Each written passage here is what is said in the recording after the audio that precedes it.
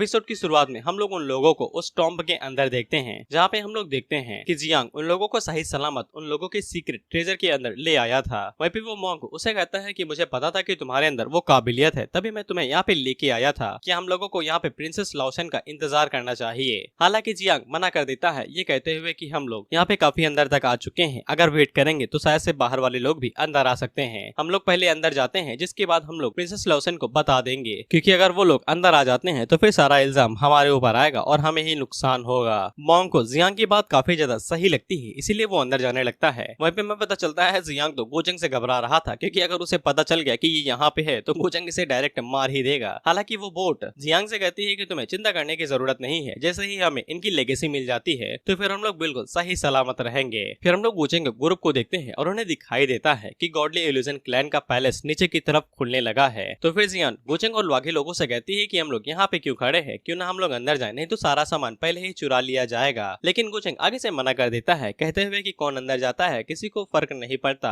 और मिंग को भी पता था कि जो लोग पहले अंदर गए थे उन लोगों को काफी ज्यादा सफरिंग का सामना करना पड़ा था। लेकिन जियान इस चीज को लुटेरे के बारे में समझ लेती है, ये कहते हुए कि अच्छा हम लोग यहाँ पे इसलिए इंतजार कर रहे हैं कि जैसे ही वो लोग वहाँ से सब कुछ लूट के लाएंगे तो हम लोग उन्हें लूट लेंगे। जिसपे गोचंग और मिंग उसके ऊपर चिल्लाते हुए कहती है कि कैसे बातें कर रहे हो, हम लोग एकदम ऑर्डिनरी लोग हैं, साला सच्चाई हमारी जबान से टपकती है, तुम हमें लूटने के बारे में बात कर रहे हो, जबकि यही दोनों सबसे बड़े लुटेरे हैं। जिसपे जियान हैरान होकर कहती है कि मुझे क्यों दोषी बनाया जा रहा है, सबसे अच्छी बच्ची तो मैं ही हूँ। अब इसके बाद हम लोग देखते हैं कि जो भी लोग अंदर जाने की कोशिश कर रहे थे उनके ऊपर अजीब से मॉन्स्टर हमला कर देते हैं, जो कि टॉम्ब गार्ड थे, यानी कि कब्र के रखवाले, और वो काफी ज्यादा शक्तिशाली थे, इसीलिए वो काफी आसानी के साथ उन सभी कल्टिवेटर्स को भाई चीर फाड़ दे रहे थे। उन्हीं में से एक मॉन्स्टर एक लड़की के ऊपर अटैक करने वाला था, तो फिर वहाँ पे मुखौटे वाला आ जाता है जो कि उसे पकड़ के सीधा नीचे गिरा देता है और उससे कहता है कि कमजोर को क्यों मार रहे हो, मुझसे लड़ाई करो। और अब जाके हमें इसका नाम पता चलता है जो कि होता है जुनियाओ। खैर जिस लड़की को अभी जुनियाओ ने बचाया था तभी उसके ऊपर एक दूसरा मॉन्स्टर अटैक करता है और उसकी भी मुंडी फाड़ देता है।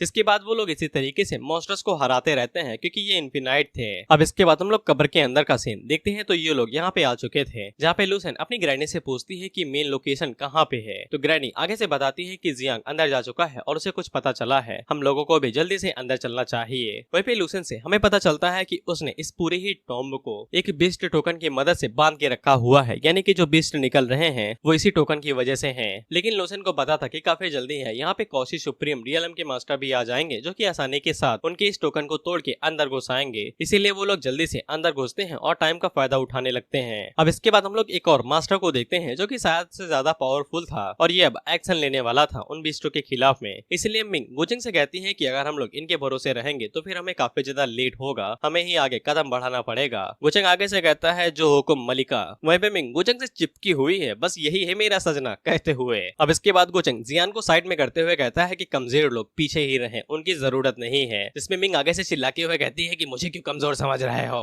अब इसके बाद जियांग को छोड़ के वो चारों लोग सीधा नीचे की तरफ जाते हैं, जहाँ पे गोचिंग सबसे पहले अपनी शॉट को बाहर निकालता है और उन सभी बीस्टों को एक एक करके मारने लगता है। वहीं पे मिंग अपनी लोटस पावर का इस्तेमाल करते हुए उन्हें बॉम्ब की तरह इस्तेमाल करती है और काफी सारे बीस्टों को मार देती है। अब इसी बीच जब वो लोग लड़ाई कर रहे थे तो फिर हम लोग एक बंदे को देखते हैं जो कि साइड में ये सब कुछ देख रहा था और वो मन के अंदर सोचता है कि सब कुछ ठीक है, बस मेरे साथ उलझने की कोशिश न करना। ये अननोन कैरेक्टर है शायद से आगे की स्टोरी के लिए। अब हम लोग मिंग और गोचेंग को देखते हैं, जहाँ पे गोचेंग अपनी शॉट की मदद से आने वाले सभी बीस्टों को एक एक करके डिस्ट्रॉय कर देता है। वहीं पे जीजी अपने हेवनली थंडर लॉ का इस्तेमाल करते हुए वहाँ पे उन बीस्टों के ऊपर बिजली गिराती है और उन सभी को एक एक करके डिस्ट्रॉय कर देती है और साथ ही में बिजली का एक घर बना के उन सभी बीस्टों के ऊपर एक एक करके गिराते हुए उन सभी की कब्र वहीं पे बना देती है। और इतना काफी नहीं था कि वो दोनों खाइयों के बीच में एक बैरियर सा बना देती है और जो भी बीस्ट उससे टकराते हैं जल के मारे जाते हैं। जिसके बाद गोचेंग की शॉट ऊपर से आती है और वो डायरेक्ट सीधा उस मेंशन के अंदर घुसती है और वहाँ पे एक तगड़ा धमाका होता है। इसी के साथ टोकन डिस्ट्रॉय हो जाता है और बची कुछ कसर चूचू पूरी कर देती है, जो कि अपनी सील के पूरा जोर लगाते हुए डायरेक्ट उस मेंशन के ऊपर गिराती है, जिससे वहाँ पे धकड़ा धमाका होता है और मेंशन पूरी तरीके से डिस्ट्रॉय हो जाता है। जिसी के साथ टोकन भी डिस्ट्रॉय होता है और जो भी बीस्ट वहाँ पे थे वो सभी लोग भी गायब हो जाते हैं। वहीं हम लोग कुछ एल्डर्स या फिर सीनियर्स को भी देखते हैं और उनमें से ये वाला बंदा जो कि चमक रहा है वो यही सोचता है कि इमॉर्टल एकेडमी के जितने भी डिसिपल हैं काफी सारे एक्स्ट्राऑर्डिनरी हैं, अगर मैं इनमें से भी एक को पकड़ लूं और उन्हें रिफाइन करके पिल बना लूं तो मेरा काफी ज्यादा फायदा होगा। अब इन लोगों ने पूरा रास्ता साफ कर दिया था तो सभी लोग सीधा जाके उस गुफा के अंदर घुसने लगते हैं। वहीं पे राविन अपने मन के अंदर यही सोचती है कि गोचेंग और उसके साथ ही काफी ज्यादा शक्तिशाली है, क्या मैं उनके खिलाफ उनके साथ खड़े भी हो पाऊंगी। उसके साथ ही उससे कहती है कि इतना उदास ना हो, अगर हमें उस कबाड़ में से किसी का कचरा भी मिल गया तो भी वो फॉर्चून ही होगा। अब इसके बाद हम लोग देखते हैं कि वो सभी लोग भी उस गुफा के अंदर जाते हैं जहाँ पे कई सारे अलग अलग रास्ते बने हुए थे। गुचंग उनसे कहता है कि ये जगह पूरी तरीके से खतरों से भरी हुई है, इसीलिए ग्रुप के अंदर जाने से सिर्फ उन्हें नुकसान ही होगा। मिंग इस बात को समझ जाती है कि गुचंग अकेला जाना चाहता है कुछ कांड करने के लिए। शी इज वाइफ मटेरियल, समझती है पतिदेव को क्या चाहिए, इसीलिए वो बाकी लोगों से कहती है कि हमें अलग अलग हो जाना चाहिए, जिससे जितने भी ट्रेजर होंगे वो उन लोगों को अलग अलग ही मिलेंगे और उन्हें कोई भी नुकसान नहीं होगा। जियान मन के अंदर सोचती है कि गुचंग के साथ जाने से अच्छा तो यही है कि मैं अकेले चली जाऊं, नहीं तो वो सारे मेरे ट्रेजर लूट लेगा। फिनिक्स लेडी और जियान आगे से कहते हैं कि हम दोनों एक साथ जाएंगे। वहीं पे चूचो और जेजी दोनों ही गुचंग के साथ जाना चाहती थी, लेकिन मिंग उन्हें पहले ही रोक देती है और उसे कहती है कि तुम मेरे साथ चलोगे। तो जेजी चूचो को सीधा मिंग के साथ चिपका देती है, ये कहते हुए कि तुम इसके साथ जाओ, वैसे भी फ्यूचर में तुम्हें इसका सामना करना ही पड़ेगा, राइवल जो है तुम्हारी। जिससे चूचो काफी ज्यादा घबरा जाती है क्योंकि वो मिंग के साथ पंगा नहीं लेना चाहती है। लिस्ट के अंदर पोस्ट ज्यादा हाई है भाई मिंग की। वहीं पे मिंग को एक झटके के अंदर पता चल जाता है कि जीजिन गुचंग की तरह ही काफी ज्यादा चालाक है, इसे बाटली में उतारना मुश्किल होने वाला है। फिर इसके बाद चूचो और मिंग दोनों एक साथ नहीं जाती हैं और अलग अलग चली जाती हैं। तो फिर जीजिन गुचंग से कहती है कि काफी शर्मीली है तुम्हारी सेकंड वाइफ। अब इसके बाद हम लोग मिन टॉम्ब को देखते हैं जहाँ पे जियांग और प्रिंसेस दोनों ही आ चुके थे। वो मॉन्क प्रिंसेस को बताता है कि हम लोगों ने यहाँ पे आपकी लेगेसी को ढूंढ लिया है, लेकिन जियांग आगे से बताता है कि इसे एक प्रोटेक्टेड अरे के द्वारा प्रोटेक्ट किया जा रहा है और इसे क्रैक करने में थोड़ा सा टाइम लगेगा। लूसेन आगे से खुश होकर कहती है कि तुम्हें जितना टाइम लेना है ले लो, ये हमारे इंसेक्टर की लेगेसी है। वहीं पे लूसेन का छोटा भाई अपने मन के अंदर सोचता है कि अगर उसे ये लेगेसी हाथों हाथ मिल जाती है तो फिर वो काफी ज्यादा शक्तिशाली रियलम पे पहुंच सकता है, जिसके बाद वो आसानी के साथ गुचंग जैसे लूजर का थोबड़ा स्मैश कर सकता है।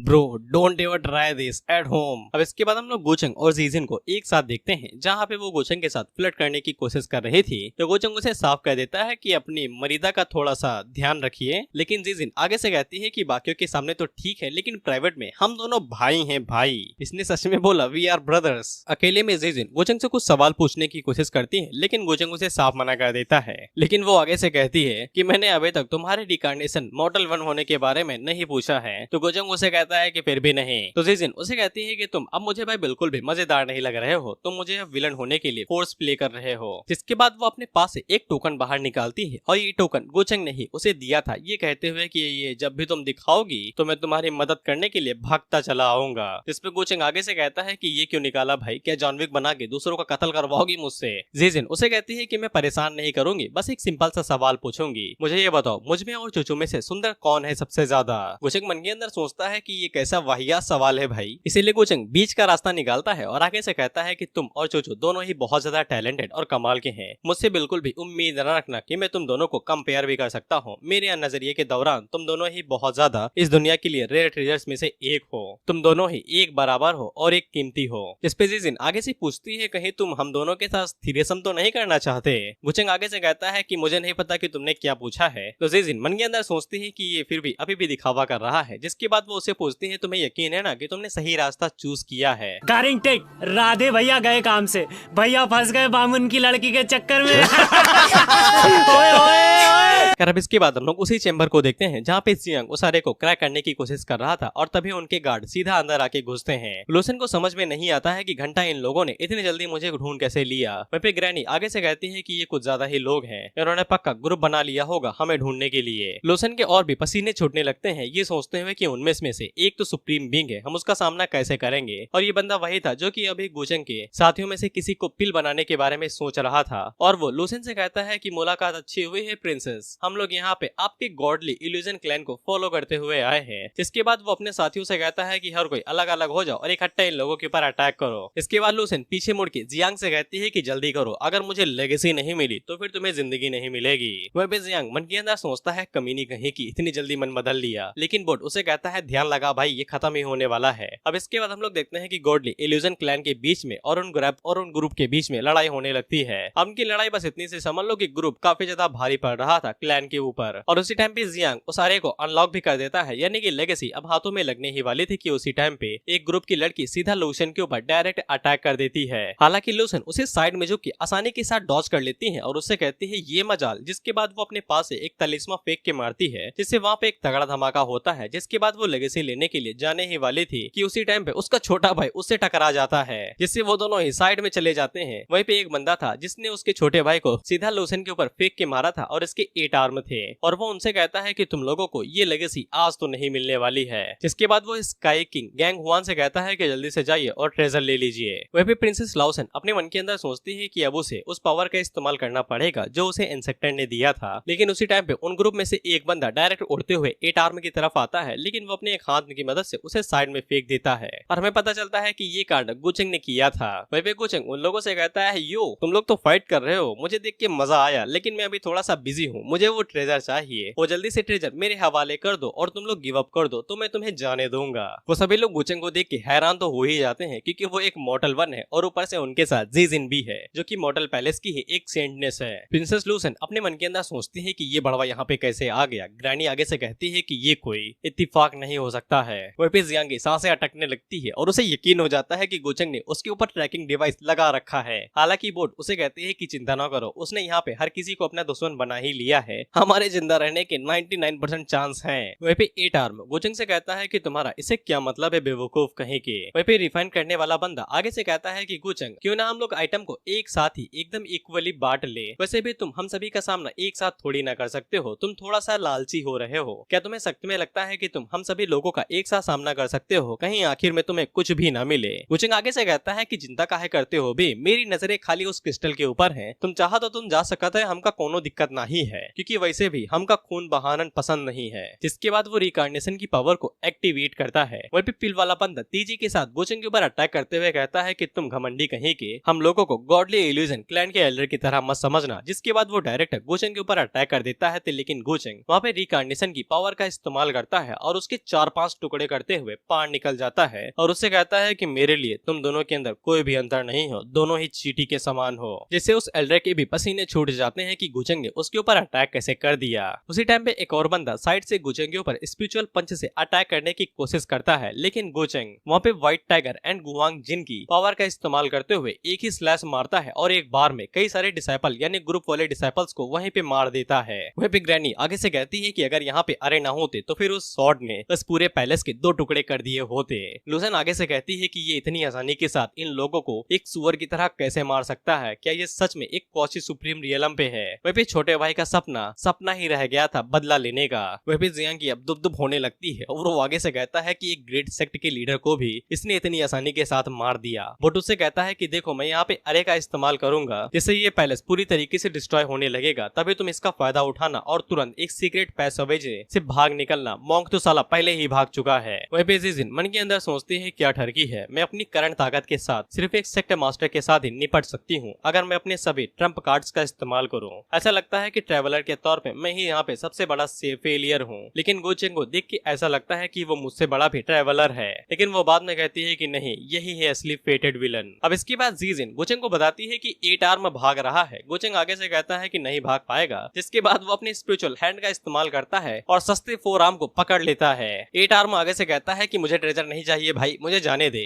गुचेंग आगे से कहता है कि मौका तो दिया था ना, नहीं लिया तो मेरी क्या गलती है। जिसके बाद वो 8 आर्म को इतनी जोर से क्रश करता है कि वो वहीं पे ब्लास्ट हो जाता है और उसके ब्लास्ट होने की वजह से शॉक वेव निकलती है। वहीं पे ग्रैनी लूसेन से कहती है कि हमें लेगेसी नहीं चाहिए और निकल लेना चाहिए, लेकिन लूसेन अभी भी हार नहीं मानी थी, उसे लेगेसी किसी भी कीमत पे चाहिए थी। उसने कई सालों तक इंतजार किया है, अगर उसे लेगेसी नहीं मिली तो वो खुश नहीं होगी। गुचेंग उससे कहता है कि अब मीम साहब आपकी बारी है। हालांकि प्रिंसेस लूसेन गुचेंग से कहती है क्या तुम्हें लगता है कि तुम इन सभी लोगों को मार दोगे तो फिर मैं डर के मारे कांपने लगूंगी। मैं तुमसे बस इतना ही कहूंगी कि तुमने सोचा भी नहीं होगा कि तुम किस चीज से अब गुजरने वाले हो। तो गुचेंग उसकी कुंडली खोल के उससे कहता है कि तुम्हें लगता है कि तुम एक छोटे से पेपर के जरिए मुझे हरा सकती हो जिसके अंदर एक सुप्रीम बीइंग की पूरी पावर भरी हुई है, और इसके अलावा मुझे लगता है कि तुम्हारी बुद्धि भ्रष्ट हो चुकी है। गुचेंग यहाँ पे कहना चाहता है कि उसने इन लोगों को थोड़ी ना मारा है, इन लोगों को तो गुचेंग ने थोड़ी ना मारा है, इन्हें तो गॉडली इल्यूजन क्लैन वालों ने मारा है, और इन लोगों के पीछे की जो फोर्स है वो बदला लेने के लिए पक्का गॉडली इल्यूजन क्लैन के पीछे तो आएगी ही आएगी, मैंने थोड़ी ना इनके साथ कुछ किया है। इस पे प्रिंसेस लूसेन गुचेंग से कहती है कि तुम बहुत बड़े कमीने हो, मुझे लगा था कि जैसे रूमर्स तुम्हारे बारे में है कि तुम बहुत ज्यादा महान हो, काइंड हो, दयालु हो, लेकिन ऐसा लगता है कि वो सब कुछ झूठ है। अब मैंने देख ही लिया है कि तुम कैसे इन 4 सेक्ट मास्टर्स को बेदर्दी के साथ मार दिए हो। क्या तुम्हें लगता है कि सब कुछ इसी तरीके से अनएक्सपोज्ड रहेगा?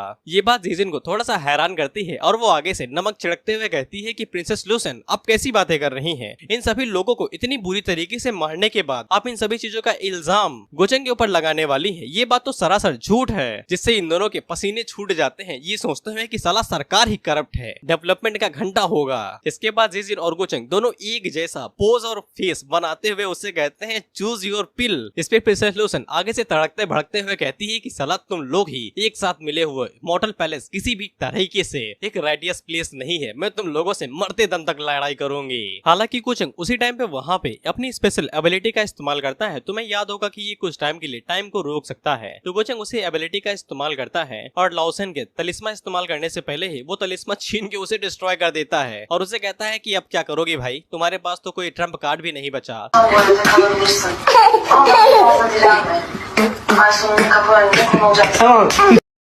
इसके बाद वो लूसेन को गले से पकड़ता है और उसे उठा लेता है। इसके बाद गोचेंग अपनी स्पिरिचुअल एनर्जी के साथ लूसेन की स्पिरिचुअल एनर्जी को सप्रेस करने लगता है। लूसेन उसे कहती है क्या तुम मुझे मारने के बारे में सोच रहे हो? अगर मैं यहाँ पे मारी जाती हूँ तो फिर तुम्हारे साथ कुछ भी अच्छा नहीं होगा। इस पे गोचेंग आगे से हंसते हुए कहता है कि बुद्धि तुम्हारी काफी ज्यादा बड़ी हो चुकी है। पहली बात तो ये कि मैं यहाँ पे कुछ गलत नहीं कर रहा हूँ और दूसरी बात ये कि तुम यहाँ पे लेगेसी लेने के लिए आई थी। अदर सेक्टर मास्टर एक साथ मिल गए ट्रेजर को चुराने के लिए और उन सभी लोगों ने मिलकर तुम्हें यहाँ पे मार दिया और यही घटना तुम्हारे साथ हुई है। उसी टाइम पे ग्रैनी गोचेंग के ऊपर अटैक करते हुए कहते हैं कि प्रिंसेस को छोड़ दो। तो गोचेंग उसके ऊपर प्रिंसेस फेंक के मारता है और कहता है कि ये लो तुम्हारी प्रिंसेस। और गोचेंग ने जो अपनी स्पिरिचुअल एनर्जी प्रिंसेस के अंदर डाली थी वो काफी ज्यादा उछल पुथल कर रही थी। तो प्रिंसेस को काफी ज्यादा दर्द हो रहा था जिसके बाद उसकी बॉडी ब्लास्ट कर जाती है। मरती नहीं है लेकिन ब्लास्ट कर जाती है। इसे जीजिन को पता चल जाता है कि गोचेंग बेरहम है, उसे किसी के ऊपर दया नहीं आती है और उसे ऐसा लगा था कि वो सच में प्रिंसेस लूसेन को अपनी मीट बनाना चाहता है लेकिन ऐसा नहीं है। अब इसके बाद हम छोटे भाई को देखते हैं जो कि अपनी जान बचाने के लिए वहाँ से भागने की कोशिश करता है क्योंकि उसे लगता है कि प्रिंसेस पहले ही मारी जा चुकी है। लेकिन वो जैसे ही वहाँ से भागने वाला था तो फिर उसकी बॉडी एक झटके के अंदर वहाँ पे धूल बन के गायब हो जाती है और ये वाला कांड गोचेंग ने नहीं किया था। और हम देखते हैं कि जब वो धूल बन के गायब हो रहा था तो फिर उसकी जो भी एनर्जी थी वो इकट्ठा हो जाती है और वहाँ पे एक बहुत बड़े स्पिरिचुअल बॉडी के अंदर बदल जाती है जिसको प्रिंसेस कंट्रोल कर रही थी और वो गोचेंग के ऊपर अटैक करते हुए कहती है कि अब तुम मरोगे। गोचेंग उससे कहता है कि ये तरकीब अच्छी है, मैं अगली बार ट्राई करूंगा बलि का बकरा बनाने की। लेकिन वो स्पिरिचुअल बॉडी जैसे ही गोचेंग के ऊपर अटैक करने वाली थी तो गोचेंग वहाँ से टेलीपोर्ट होके पीछे आ जाता है और उसे कहता है कि इसके पास कौसी एम्परर का इंटेंट है। ऐसा लगता है कि प्रिंसेस के पास कई सारे इल्यूजन कार्ड हैं जिनका वो इस्तेमाल लड़ाई के अंदर कर सकती है। लेकिन ये काफी दुख की बात है कि मेरे पास जादुई चीजें हैं। जिसके बाद वो अपने पास से एक एम्परर का आर्टिफैक्ट बाहर निकालता है जिसके अंदर से बिजली निकल रही थी। जिसी के साथ वो स्पिरिचुअल बॉडी के ऊपर एक तगड़ा ब्लो मारता है तो बॉडी 3-4 हाथ पीछे खिसक जाती है। प्रिंसेस उससे कहती है क्या तुम मुझे सच में मारना चाहते हो? इस पे गोचेंग आगे से कहता है कि अगर तुम मेरी मेड बन जाओ तो मैं शायद इस बात को भुला दूं। लूसेन गोचेंग से पूछता है कि इसकी क्या मतलब है तो गोचेंग आगे से कहता है कि तुम्हें इतनी समझ है कि मैं क्या कहना चाहता हूँ। वहीं हम लोग जियांग को देखते हैं जो कि मन के अंदर सोचता है कि जब तक प्रिंसेस लूसेन यहाँ पे निपट रही है तब तक हमें खिसक लेना चाहिए। उसी टाइम पे साइड से मोंग बाहर निकलता है और उससे पूछता है कि तुम्हें यहाँ पे इंतजार करना चाहिए। तो जियांग उससे कहता है कि साले अब तक तुम कहाँ पे थे, तुम तो साला छुपने में मुझसे भी बेहतर हो। जिसके बाद वो दोनों ही सीक्रेट रास्ते से वहाँ से निकल जाते हैं। वह बेजिन गोचेंग से कहती है भैया ये पैलेस गिर रहा है। तो गोचेंग उससे कहता है कि तुम चले जाओ, मैं यहाँ पे अकेले इन सभी चीजों को संभालूंगा, मुझे तुम्हारी जरूरत नहीं है। तो वो तुरंत वहाँ से भाग भी जाती है ये कहते हुए कि तुम ठीक ही ठाक रहोगे, मैं तुमसे बाहर मिलूंगी। गोचेंग मन के अंदर सोचता है कि साला ये तो मुझसे ज्यादा कमीनी है, चली भी गई। वह भी हम लोग ग्रैनी को देखते हैं जो कि प्रिंसेस से कहती है कि हमें भी यहाँ पे चलना चाहिए। लूसेन उसे पूछती है कि तुम अपने ब्लड का इस्तेमाल क्यों कर रही हो? तो वो आगे से बताती है कि मुझे आपको यहाँ से सही सलामत बाहर ही निकालना है। जिसके बाद वो लोग भी वहाँ से निकल जाते हैं ब्लड सेक्रीफाइस करते हुए। हालांकि लूसेन का खून तो उबल रहा था लेकिन गोचेंग उसे कहता है कि तेज हो बचने के मामले में। जिसके बाद वो सीधा लेगेसी की तरफ आगे बढ़ता है जो कि एक क्रिस्टल बॉल था। हालांकि वो लेगेसी गोचेंग को मना कर देती है और उसका हाथ जलने लगता है। गोचेंग उससे कहता है कि तुम मुझे मना कर रहे हो, क्या ये चीज सिर्फ गॉडली इल्यूजन क्लैन के डिसेंडेंट्स के लिए ही है? जिसके बाद वो अपनी इवल स्माइल करते हुए कहता है लेकिन बेटा तुम्हारे अंदर ज्यादा गुर्दा नहीं है, मैं निकाल लूंगा बाहर क्योंकि मैं यहाँ पे हूँ और तुम्हारे पास कोई भी चॉइस नहीं है। तो वो बेचारा क्रिस्टल बॉल आगे से घबरा जाता है ये सोचते हुए कि किसका पाला पड़ गया मेरा। अब इसके बाद वो पूरा पैलेस वहाँ पे कोलैप्स करने लगता है और सभी लोग वहाँ से बाहर निकल रहे थे। उसी टाइम पे 2-3 लोग बाहर निकलते हैं तो उनमें से पहला तो जुन याओ था जो कि अपने साथ कुछ लोगों को भी लेके आया हुआ था। तो फिनिक्स लेडी उसे बताती है कि गोचेंग अभी तक बाहर नहीं निकला है। तो जुन याओ आगे से कहता है कि इसकी कोई भी जरूरत भी नहीं है। और दूसरी बाहर निकलने वाली जीजिन थी जो बाहर निकल के कहती है कि मेरी तो सांसें अटक गई थी। चोचो उसे पूछती है कि गोचेंग कहाँ पे है और मिंग उसे पूछती है कि तुम दोनों दोनों तो साथ में गए थे ना। जिसपे जीजिन आगे से झूठ कहती है कि मैं तो उसके साथ गई ही नहीं, जैसे ही पैलेस कोलैप्स हुआ तो मैं तुरंत बाहर निकल आई। जिसपे वो तीनों उसे कहती है तुम तो बड़ी सत्यवादी हो भाई, साला लाई डिटेक्टर शर्मा जाए। जिसपे जीजिन आगे से फोर्थ वॉल ब्रेक करते हुए कहती है कि जब भी बड़ा डिजास्टर आता है तो हम सभी लोग बच के भाग निकलते हैं, और इसके अलावा वो काफी ज्यादा हरामी किस्म का बंदा है, तो वो आखिरी एपिसोड तक तो मरने वाला नहीं है। इसके बाद जीजिन चूचू से कहती है कि तुमने तो मेरा दिल ही तोड़ दिया, तुम्हें मेरी चिंता नहीं हो रही थी, ये मत भूलना कि तुम प्यार के अंदर हो तो फिर तुम्हारी बेस्ट फ्रेंड कौन है। चूचू उसे कहती है ठीक ठाक तो हो, एक खरोच भी नहीं आई, चिंता किस बात की दिखाऊं। खैर अब इसके बाद हम लोग देखते हैं कि जो वहाँ पे 4 सेक्ट मास्टर थे जिनको गुजंग ने मार दिया था, उन सभी के एक एक करके टोकन टूटने लगते हैं, और उनके जो भी साथी थे वो आगे से कहते हैं कैसे हो सकता है ये, वो सभी तो सुप्रीम रियलम पे थे। वहीं पे एक लड़की थी जिसकी आंखें दिखाई जाती हैं और उसे समझ में आ जाता है कि वहाँ पे टोंगटियन इंसेक्टर के अलावा कोई भी नहीं था, और उसे कुछ समझ में आता है। अब इसके बाद ये सभी लोग ऐसा सोचते हैं कि ये सभी चीजें एक ट्राइब थी जो कि गॉडली इल्यूजन क्लैन वालों ने उन लोगों के खिलाफ बिछा के रखा हुआ था, क्योंकि वो लोग शुरुआत से ही उन्हें अपना एनिमी समझ रहे थे, इसीलिए उन लोगों ने उनके मास्टर्स को मार दिया होगा। अब इसी बीच वहाँ से गुजंग बाहर निकलता है और वो ज्यादा से और जैसे ही बाहर आता है तो वो नौटंकी कर रहा था घायल होने की। सभी लोग कहते हैं कि ये तो गो फैमिली के यंग मास्टर हैं, ये तो काफी ज्यादा घायल हैं। वहीं पे कुछ लोग निराश भी थे कि गुजंग वहाँ पे मरा नहीं, क्योंकि अगर वो मर जाता तो इन लोगों को अपना नाम बनाने का भी मौका मिल जाता, जो गुजंग के होते हुए कभी भी नहीं हो सकता है। मिंग जल्दी से आगे बढ़ती है और झूठा मूठा खून साफ करते हुए कहती है तुम ठीक तो हो। गुजंग आगे से कहता है कि मैं ठीक हूँ, बस ज्यादा ठीक नहीं हूँ। वहीं पे जियान भी आगे बढ़ती है और वो गुजंग से पूछती है कि ट्रेजर तो ठीक है ना, तुम मर जाओ कोई दिक्कत नहीं है, ट्रेजर सलामत होने चाहिए। गुजंग मन के अंदर सोचता है कि ये किसी दिन मुझे ट्रेजर्स के खातिन बेच भी देगी।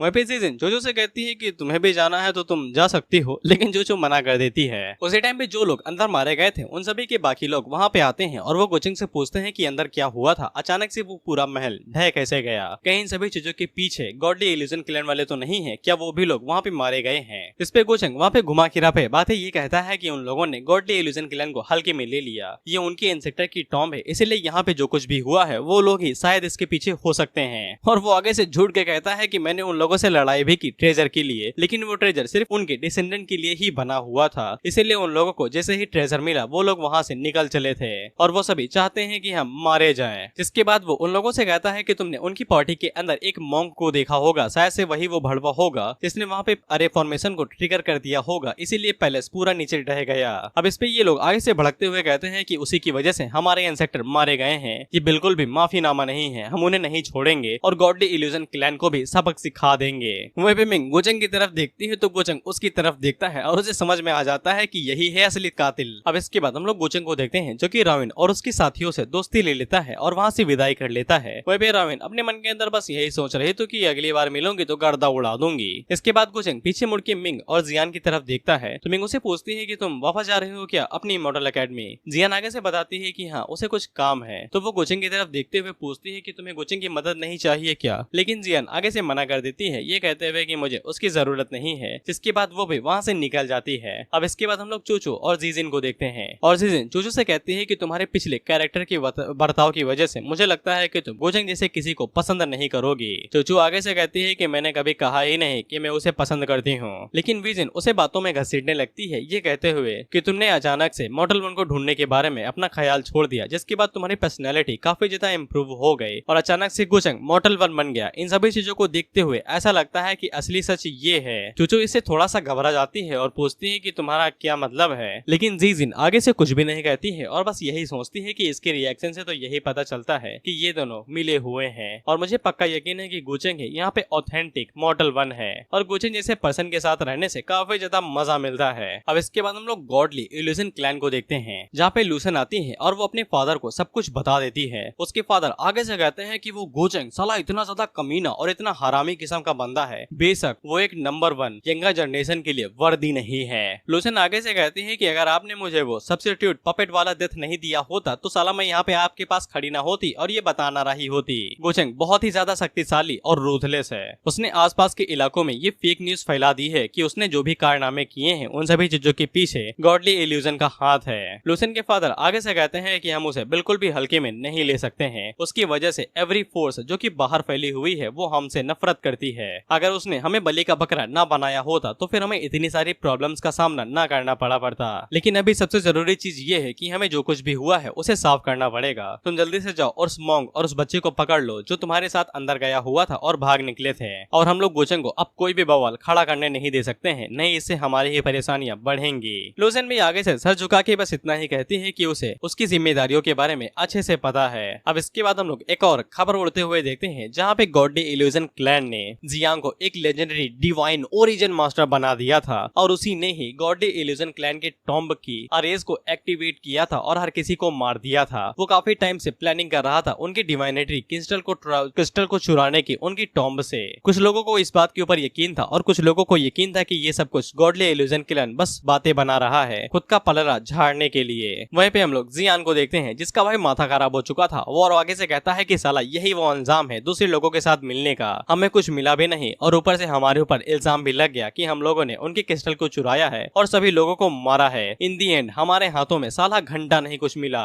मोंग आगे से कहता है कि ऐसा लगता है कि हम दोनों अब एक ही नाव के ऊपर सवार हैं। जियांग से कहता है कि मोटे तेरी वजह से ही मैं यहाँ पे फंसा हुआ हूँ, अगर तूने मुझे घसीटा ना होता तो फिर मैं कभी भी इस मामले के अंदर न फंसता। मोंग आगे से कहता है कि मुझे थोड़ी ना पता था कि वो लोग पीठ के अंदर छुरा भोग देंगे। जियांग आगे से कहता है कि मैंने लूसन के लिए सारे काम किए, उसके लिए अरे खोली, उसके लिए क्रिस्टल बॉल लाया और आखिर में उसने मुझे ये धोखा दिया। जब मैं ताकतवर होऊंगा मैं उसे छोड़ूंगा नहीं। मोंग उसे कहता है कि अभी इस बारे में सोचने का कोई भी फायदा नहीं है, मुझे एक जगह के बारे में पता है कि हम लोग वहाँ पे जा सकते हैं और सेफ रहेंगे, क्या तुम मेरे साथ आना चाहोगे? जियांग उसे पूछता है कहाँ पे जा रहे हो, मैं जानना चाहूंगा कि कहाँ पे जाना चाहते हो। इसमें मोंग आगे से बताता है फ्लोटिंग बुद्धिस्ट टेम्पल। अब इसके बाद हम लोग गोचेंग को देखते हैं जो कि उनकी लेगेसी गॉडली इल्यूजन क्लैन की लेगेसी के क्रिस्टल को भाई धड़ाधड़ एब्जॉर्ब करते हुए जा रहा था और हमें गोचेंग से पता चलता है कि लूसेन ने जो भी बातें बाहर फैला दी हैं उससे ये बात साफ हो जाती है कि वो लोग गोचेंग के साथ अभी पंगा नहीं लेना चाहते हैं। इससे गोचेंग के पास भी एक रीजन है कि वो उन्हें नहीं मारेगा और इससे वो लोग अपनी जान बचा लेते हैं। गोचेंग हमें ये भी बताता है कि सू किंग जुड़वा बहनों में से बड़ी वाली बहन जी फैमिली गई हुई है, वहीं भी उसकी छोटी बहन किंग जुआन उसकी मदद कर रही है 13 टुल्टेरो की टेरिटरी के अंदर चीजों को संभालने के लिए। अब इसके बाद गोचेंग अपने बचे कुचे ट्रेजर्स को भाई संभाल के रख रहा था, ये कहते हुए कि बाकी काम मुझे खुद ही करना पड़ेगा। उसी टाइम पे उसका गार्ड उसे बताता है कि लूसेन उसे मिलने के लिए आई हुई है। गोचेंग मन के अंदर सोचता है कि ये क्यों आई है, जिसके बाद वो उसे अंदर आने देता है।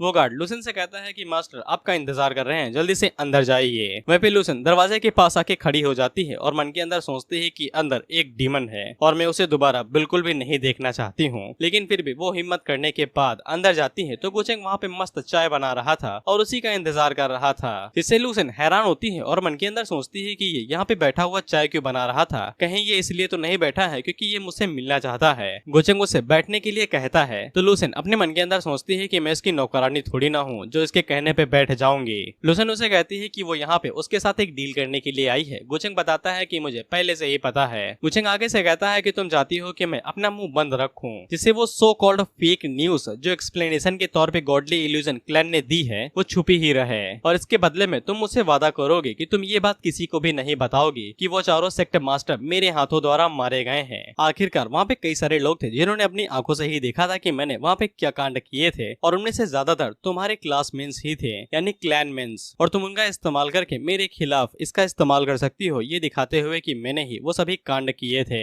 लूसेन आगे से पसीने में भीग रही थी डर के मारे, लेकिन वो फिर भी गोचेंग से अकड़ के कहती है कि तुम्हें इस बारे में अच्छे से पता है, अगर तुम टारगेट नहीं होना चाहते हो तो इस बारे में भूल जाओ, हम लोग उस डिवाइनिटी क्रिस्टल के बारे में भी भूल जाएंगे। हमारे पास कोई भी वजह नहीं है कि हम लोग गो फैमिली को अपना दुश्मन बनाए, जब तक तुम शांत रहते हो तब तक सब कुछ ठीक है। गोचेंग आगे से कहता है मुझे नहीं लगता है कि ये डील थोड़ी भी दमदार है, क्योंकि मैंने उन लोगों को मारने के बारे में सोचा तो बेशक मुझे उनकी रिलेशन के बारे में घंटा फर्क नहीं पड़ता है और गो फैमिली के साथ मैं जितने चाहे उतनों की लाशें बिछा सकता हूँ। और दूसरी बात ये कि जब तक ग्रेट सोल मास्टर उनकी मेमोरीज को बाहर निकालेगा दिखाने के लिए, क्या तुम्हें सच में लगता है कि तब तक तुम मेरे साथ कम्पीट भी कर सकती हो? इस पे लूसेन गोचेंग से कहती है कि तो फिर मुझे क्या करना पड़ेगा तुम्हें इस बात के लिए हामी भरवाने के लिए? गोचेंग उसकी तरफ पंखा फेंक के देता है और उसे कहता है कि सिंपल सी बात है, तुम यहाँ पे एक हॉस्टेज के तौर पे रहोगी और मेरी मेड बन के। लूसेन उसे कहती है कि तुम कितना आगे तक जाओगे, ये बहुत ज्यादा हो रखा है। तो गोचेंग उसे सीरियस होकर कहता है कि अगर ऐसी बात है तो फिर गॉडली इल्यूजन क्लैन का वजूद में होना भी कोई मायने नहीं रखता है। तो लूसेन उसे कहती है कि डील में हम थोड़ा चेंजेस कर सकते हैं, अगर तुम्हें हॉस्टेज ही चाहिए तो मेरी बहन कैसी रहेगी? गोचेंग उसे कह देता है कि मैं सब्र का पानी नहीं हूँ, मेरे अंदर बिल्कुल भी सब्र नहीं है और मैं चीजों को ज्यादा नहीं सोचता हूँ। लूसेन अपने मन के अंदर सोचती है कि वो एक डिवाइन एम्प्रेस फ्यूचर में बनने वाली है गॉडली इल्यूजन क्लैन की। इसके बाद वो गोचंग से पूछती है कि मुझे ये सभी कंडीशन क्यों अग्री करनी पड़ रही हैं। गोचंग उसे कहता है कि मुझे ये बात कहनी ही नहीं चाहिए थी, ये कहना चाहिए था कि तुम्हारी पर्सनैलिटी बहुत ज्यादा खराब है, बस तुम दिखने में थोड़ी सी ठीक हो। लूसन उससे कहती है कि तुम्हारा मेरी बुरी पर्सनैलिटी से क्या लेना देना है और तुम्हें क्या लगता है कि तुम मुझसे किस मामले में बेहतर हो। गोचंग उसे कहता है कोई बात नहीं इन सभी चीजों की, ये सभी बातें बिल्कुल बेकार है, मैंने तुम्हें ऑप्शन दे दिए हैं, तुम पे निर्भर करता है कि तुम क्या करना चाहती हो। तो फिर लूसन वहाँ पे गुस्से में ही सही लेकिन गोचंग की कंडीशंस के लिए मान जाती है, लेकिन उसकी कुछ शर्तें थी। पहली शर्त ये थी कि गोचंग उसे किसी चीज के लिए फोर्स नहीं करेगा जो वो करना नहीं चाहती है, और वो उसके क्लैन के साथ भी कोई भी पंगा वंगा नहीं लेगा, और वो साथ ही में किसी की भी नौकरानी नहीं बनेगी और उसे सर्व नहीं करेगी। गोचंग उसे कहता है कि पहली बात तो ये, तुम अपने प्रिंसेस वाले बिहेवियर को मेरी आंखों के सामने भूल जाओ। अगर तुम्हें सेवा वेवा नहीं करना आता है तो फिर सीख लो, क्योंकि अगर तुम ये काम नहीं कर सकती हो तो फिर तुम्हारे जिंदा रहने का कोई भी फायदा नहीं है। इससे लूसन काफी ज्यादा घबरा जाती है, क्योंकि वो डायरेक्ट अब शेर के मुंह के अंदर घुस आई थी, बस काटने की देरी रही थी। अब इसके बाद हम लोग मिंग को देखते हैं और उसकी सर्वेंट आगे उसे बताती है कि लूसन अब से गोचंग के कमरे के अंदर रह रही है और पूरी एकेडमी को इसके बारे में पता है। मिंग इससे गुस्सा तो होती है, लेकिन उसे समझ में आ जाता है कि लूसन अगर गोचंग के पास है तो फिर सच में कुछ बुरा कांड होने वाला है। अब इसके बाद हम लोग कियोस स्टार टेरिटरी को देखते हैं, जहाँ पे हम लोग देखते हैं कि गोचंग ने यहाँ पे पूरी तरीके से कंट्रोल कर लिया था। इसीलिए कुछ लोग थे जो कि गोचंग के बारे में बात कर रहे थे, ये कहते हुए कि अगर हम लोग गो फैमिली से थोड़ा बहुत भी रिश्ता बना लेते हैं तो फिर हमारे लिए काफी ज्यादा फायदेमंद रहेगा। हालांकि इनकी लक वैल्यू 0 के बराबर थी। वहीं पे गोचंग आता है जो कि अपने मन के अंदर सोचता है कि यहाँ पे बाइरन नहीं है और न ही वो बाइगुन को बचाने के लिए गई हुई है। अभी के लिए उसे घर पे ही जाने देते हैं क्योंकि वही सही रहेगा। उसी टाइम पे वहाँ पे किंग जुआन आती है जो की छोटी वाली बहन है, और वो गोचंग से पूछती है कि वो यहाँ पे क्या करने के लिए आया है। गोचंग उसे पूछता है कि यहाँ का मैनेजमेंट कैसा चल रहा है, क्या सब कुछ ठीक ठाक है, जिसपे किंग जोन आगे से हैंड साइन बनाते हुए कहती है कि सब कुछ भला चंगा चल रहा है और यहाँ की इनकम लुटेरे के मुकाबले में 30% से बढ़ गई है और अगले 3 सालों के अंदर ये डबल भी हो सकती है। इसके बाद किंग जोन गोचंग से पूछती है कि उसका यहाँ पे आने का कोई मकसद है क्या, तो गोचंग आगे से बताता है कि मैं यहाँ पे किसी का इंतजार कर रहा हूँ, कुछ मास्टर्स का। और उसी टाइम पे हम लोग देखते हैं कि लूसन वहाँ पे आती है जो कि अपने क्लैन के कुछ मास्टर्स या फिर एल्डर्स को भी लेके आई थी, और वो गोचंग से कहती है कि तुम कुछ ज्यादा ही कर रहे हो, ना ही तुम मेरा इस्तेमाल करना चाहते हो बल्कि मेरी फैमिली के स्ट्रॉन्गेस्ट मेंबर्स का भी इस्तेमाल करना चाहते हो। वहीं पे किंग जुआन को समझ में आ जाता है कि गोचंग ने एक नई मेट ढूंढ ली है, क्योंकि उसकी बहन और वो गोचंग के साथ कुछ टाइम तक नहीं रहे थे। गोचंग लॉसन से पूछता है क्या तुम्हें कोई इससे दिक्कत है, तो लॉसन आगे से गुस्से में फूल के कहती है कि कोई दिक्कत नहीं है। अब इसके बाद हम लोग डीमन वर्ल्ड के सोलार डोमेन को देखते हैं, जहाँ पे कुछ लोग बात कर रहे थे कि तुमने सुना है कि डीमन वर्ल्ड के अंदर अपर वर्ल्ड से कोई पावरफुल बंदा आने वाला है जो कि काफी ज्यादा शक्तिशाली है और उसका बैकग्राउंड भी काफी ज्यादा बड़ा है। और साथ ही में वो लोग किसी लड़की के बारे में भी बात कर रहे थे जो उसके साथ मुकाबला कर सकती है, और उन दोनों के बीच का रिश्ता कुछ ज्यादा खास नहीं है। अब इसके बाद हम लोग एक बंदे को देखते हैं और शायद से यही बाइकुन है, जो कि अपनी पीछे खड़ी लड़की से पूछता है क्या तुम्हें पता है कि वो पर्सन जो ऊपर से आ रहा है कि कौन है। वो लड़की आगे से बताती है कि योर मजेस्टी यानी कि क्वीन ने अभी तक उसके बारे में कोई भी चीज नहीं बताई है, बस अभी को यही पता है कि उसका बैकग्राउंड काफी ज्यादा मिस्टीरियस और ताकतवर है। और साथ ही में क्वीन ने वहाँ पे उसके लिए स्टार स्नैचर टेम्पल को भी तैयार किया है खास उसके लिए। इसे बाइकुन काफी ज्यादा हैरान होता है और यही सोचता है कि कोई अचानक से अपर रियलम से नीचे क्यों आ रहा है, कहीं अंकल भाई के साथ कुछ हो तो नहीं गया। उम्मीद करता हूँ वो तुम्हें पट्टी वाला बंदा याद होगा जो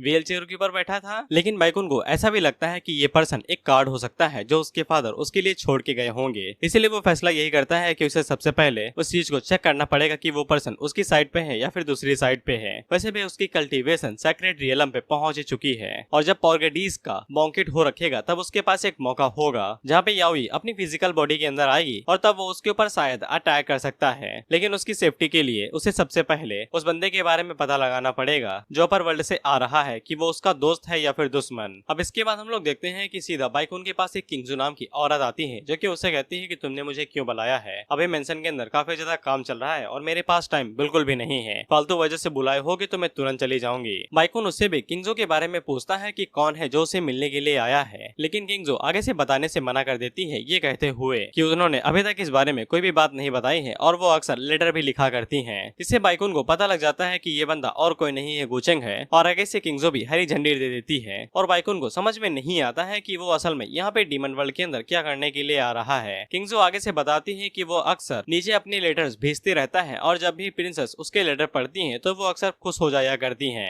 इससे बाइकुन की काफी ज्यादा जोर से जलती है और वो मन के अंदर सोचता है कि वो इतनी ज्यादा बड़ी होने के बावजूद भी इतने छोटे बच्चे को डेट क्यों करेगी। उसकी उम्र तो 6000 साल है, जबकि गोचंग तो अभी दूध पीता बच्चा है उसके सामने। कहीं याओई उसकी इंसेक्टर तो नहीं है। अब इसके बाद में पता चलता है कि इस लड़की का नाम जू फैन है, जो कि मुझे लग रहा था बाइकुन उस पट्टी वाले बंदे का नाम है। खैर इसके बाद किंगजो वहाँ से चली जाती है ये कहते हुए कि उसे जरूरी काम है, और ये किंगजो को, जो कि याओई की सेकंड सर्वेंट है, उसे अपनी हथेली में रख के ये सोचता है कि ये काफी ज्यादा चालाक बंदा है और ये किंगजो का फायदा उठा के याओई को ठोक सकता है, ऐसा इसे लगता है। अब इसके बाद हम लोग देखते हैं कि एक बहुत बड़ी पार्टी चल रही थी जो कि गोचंग के खातिर रखी गई थी, जहाँ पे हम लोग देखते हैं कि लॉसन के लोग भी आए हुए थे। वहीं पे कुछ लोग आपस में बात कर रहे थे कि तुमने गोचंग को कैसे जाना, तुमने गोचंग को कैसे जाना। वहीं पे हम लोग एक एल्डर को देखते हैं जो कि डीमन की साइड से थे, और वो ग्रैनी को परेशान करते हुए कहते हैं कि तुम गोचंग की तरफ से आए हो ना, हमारी मेहमान हो, दबा के खाओ, चिंता मत करना, कमी नहीं है, दबा के खाओ। वहीं पे हम लोग गोचंग को देखते हैं जो कि याओई को मस्का लगाते हुए कहता है कि मेरी वजह से आपको इतना बड़ा पार्टी रखना पड़ा, उसके लिए माफ कर दीजिएगा। याओई भी आगे से कहती है कि आप पधारे हैं, इतना तो कर ही सकती हूँ। वहीं पे लाओसन को समझ में नहीं आता है कि गोचंग डीमन वर्ल्ड के रूलर की याओई को इतने अच्छे से कैसे जानता है। यहाँ तक कि उसे ये भी सकता है कि अगर उसका बाप भी यहाँ पे आता तो भी वो ये सब कांड न करवा पाता जो याओई ने गोचंग के लिए किया है। वहीं पे गोचंग याओई को छाछने में डुबाते हुए कहता है कि हम दोनों दोस्त हैं, इतना भी पोलाइट होने की जरूरत नहीं है। याओई उसे पूछती है कि तुम यहाँ पे क्या लेने के लिए आए हो, किसी चीज की वजह से ही आए होगे। और उसी टाइम में वहाँ पे किंगजो भी आ जाती है जिसके ऊपर लक वाले फूल बने हुए थे। तो गोचंग को समझ में आ जाता है कि इसका कॉन्टेक्ट जरूर फॉर्चून चूजर वन के साथ होगा और इसी से मुझे क्लू मिल चुके हैं। इसके बाद गोचंग याओई से कहता है कि आपको पता ही होगा कि मैंने कुछ टाइम पहले 13 बैंडेज को इस पूरे इलाके से मिटा दिया है। इस पे याओई आगे से कहती है मजाक कर रहे हो क्या, तुम्हारे इस एक्ट के बारे में हर किसी को पता है, मुझे कैसे नहीं पता होगा। लेकिन गोचंग उसे कहता है कि आपको पता है कि इसका कुछ लेना देना आपके साथ भी है, जिसे याओई हैरान होती है। अब इसके बाद हम दो लोगों को देखते हैं जो कि गोचंग की तरफ ही देख रहे थे, जिनमें से बड़ा वाला बंदा उस लड़की से पूछता है यूवी तुम गोचंग के बारे में क्या सोचती हो, जिसपे यूवी आगे से बताती है कि वो दुनिया के अंदर सबसे बेस्ट, उम्र के मामले में हम दोनों एक ही जैसे हैं, लेकिन इसके बावजूद वो मेरे सामने बहुत बड़ा है, उसे एक पैरोडगी कहना कोई बुरी बात नहीं होगी। इसपे उसके बगल पे बैठा हुआ बंदा आगे से कहता है कि उसके इन्फ्लुएंस की वजह से यानी कि दबदबा पूरे अपर रियलम के अंदर कोई भी बंदा नहीं है जो उसके खिलाफ जा सके, उसके जैसा बंदा पूरी यंगर जनरेशन के अंदर कोई भी नहीं है। मुझे तो समझ में नहीं आता है कि ऐसा मॉन्स्टर यहाँ पे एग्जिस्ट ही क्यों करता है। हमें पता चलता है कि ये यूवी का फादर है जो कि उसे कहता है कि मेरे साथ चलो और पूरी इज्जत से पेश आना। अब इसके बाद वो दोनों गोचंग के पास आते हैं जहाँ पे यूवी के फादर आगे से गोचंग को बताते हैं कि वो डीमन वर्ल्ड के ग्रैंड ट्यूटर हैं और ये उनकी डॉटर है जिसका नाम सॉन्ग यूवी है। याओई गोचंग को यूवी के बारे में बताते हुए कहती है कि ये ग्रैंड ट्यूटर की हायरनेस है और ये हमारे डीमन वर्ल्ड के अंदर सबसे ज्यादा फेमस और आउटस्टैंडिंग डिसेपल्स में से एक है। हालांकि जब गोचंग उसे देखता है तो उसे देखता ही रह जाता है। तो याओई उसे पूछती है क्या तुम इसे पहले से जानते हो, तो गोचंग आगे से बताता है कि नहीं, लेकिन मुझे इतना पक्का यकीन है कि इसका फ्यूचर काफी ज्यादा ब्राइट है, क्योंकि याओई के अगल बगल फूल दिख रहे थे और गोचंग तो है ही मक्खी, जहाँ भी लक के फूल दिखेंगे ये भिनभिनाते हुए पहुंच ही जाएगा। वहीं पे यूवी को भी समझ में आ जाता है कि दाल में कुछ तो काला है। अब सभी लोगों के जाने के बाद याओई गोचंग से पूछते हैं कि तुम अभी किस बारे में बात कर रहे थे, तो फिर गोचंग वहाँ पे सीधा मुद्दे पे आता है और उसे कहता है कि तुम जुन बुफान के बारे में जानती ही होगी। इससे याओई के पैरों तले जमीन खिसक जाती है और उसकी चारों मेट काफी ज्यादा घबरा जाती हैं, ये सोचते हुए कि तुम्हें इसका नाम नहीं लेना चाहिए था एम्प्रेस के सामने। इसके बाद गोचंग याओई से कहता है कि जब मैं बाइकुन से बातचीत कर रहा था तो फिर मुझे सोलार डीमन ओवरलॉर्ड के बारे में पता चला था कि उसने एक रिक्वेस्ट बाइकुन के साथ की थी जो कि एक बैग था और उस बैग को जो बुफान नाम के एक बंदे को देना था। और अगर मुझे सही से याद है तो फिर जो बुफान वही बंदा है ना जो कि सोलार डीमन का हायर था 6000 साल पहले। इस पे याओ आगे से कोई भी रिएक्शन नहीं देती है, बस इतना ही कहती है कि ये बात बताने के लिए शुक्रिया कि जो बुफान ने अपनी मौत का नाटक किया था। इस पे गोचंग आगे से कहता है कोई बात नहीं है भाई, दोस्ती में सब कुछ जायज है, और उसे अब इस कहानी की स्क्रिप्ट समझ में आ चुकी है कि आगे क्या होने वाला है। अब इसके बाद याओ गोचंग से कहती है कि रात ढल चुकी है, ये मेरी 4 फीमेल डिसाइपल्स हैं जो कि काफी ज्यादा प्यारी हैं और शुद्ध हैं और ऊपर से आज्ञाकारी हैं। अगर तुम चाहो तो तुम इनमें से किसी एक को चूज कर सकते हो, रात में तुम्हें ये सर्व करेंगी, या फिर तुम चारों को ही चूज कर सकते हो। अब इसे इन चारों के भाई चेहरे लाल होने लगते हैं। वहीं पे किंगजो के तो पसीने छूटने लगते हैं क्योंकि इसने अपना दिल किसी और को दे दिया है। लेकिन गोचंग आगे से कुछ कह पाता कि इससे पहले ही लूसन पीछे से कहती है कि ये भूल जाइए, गोचंग हमारा काफी ज्यादा पिकी बंदा है। उसकी बीवी प्रिंसेस मिंग है जो कि इमोर्टल पैलेस की प्रिंसेस है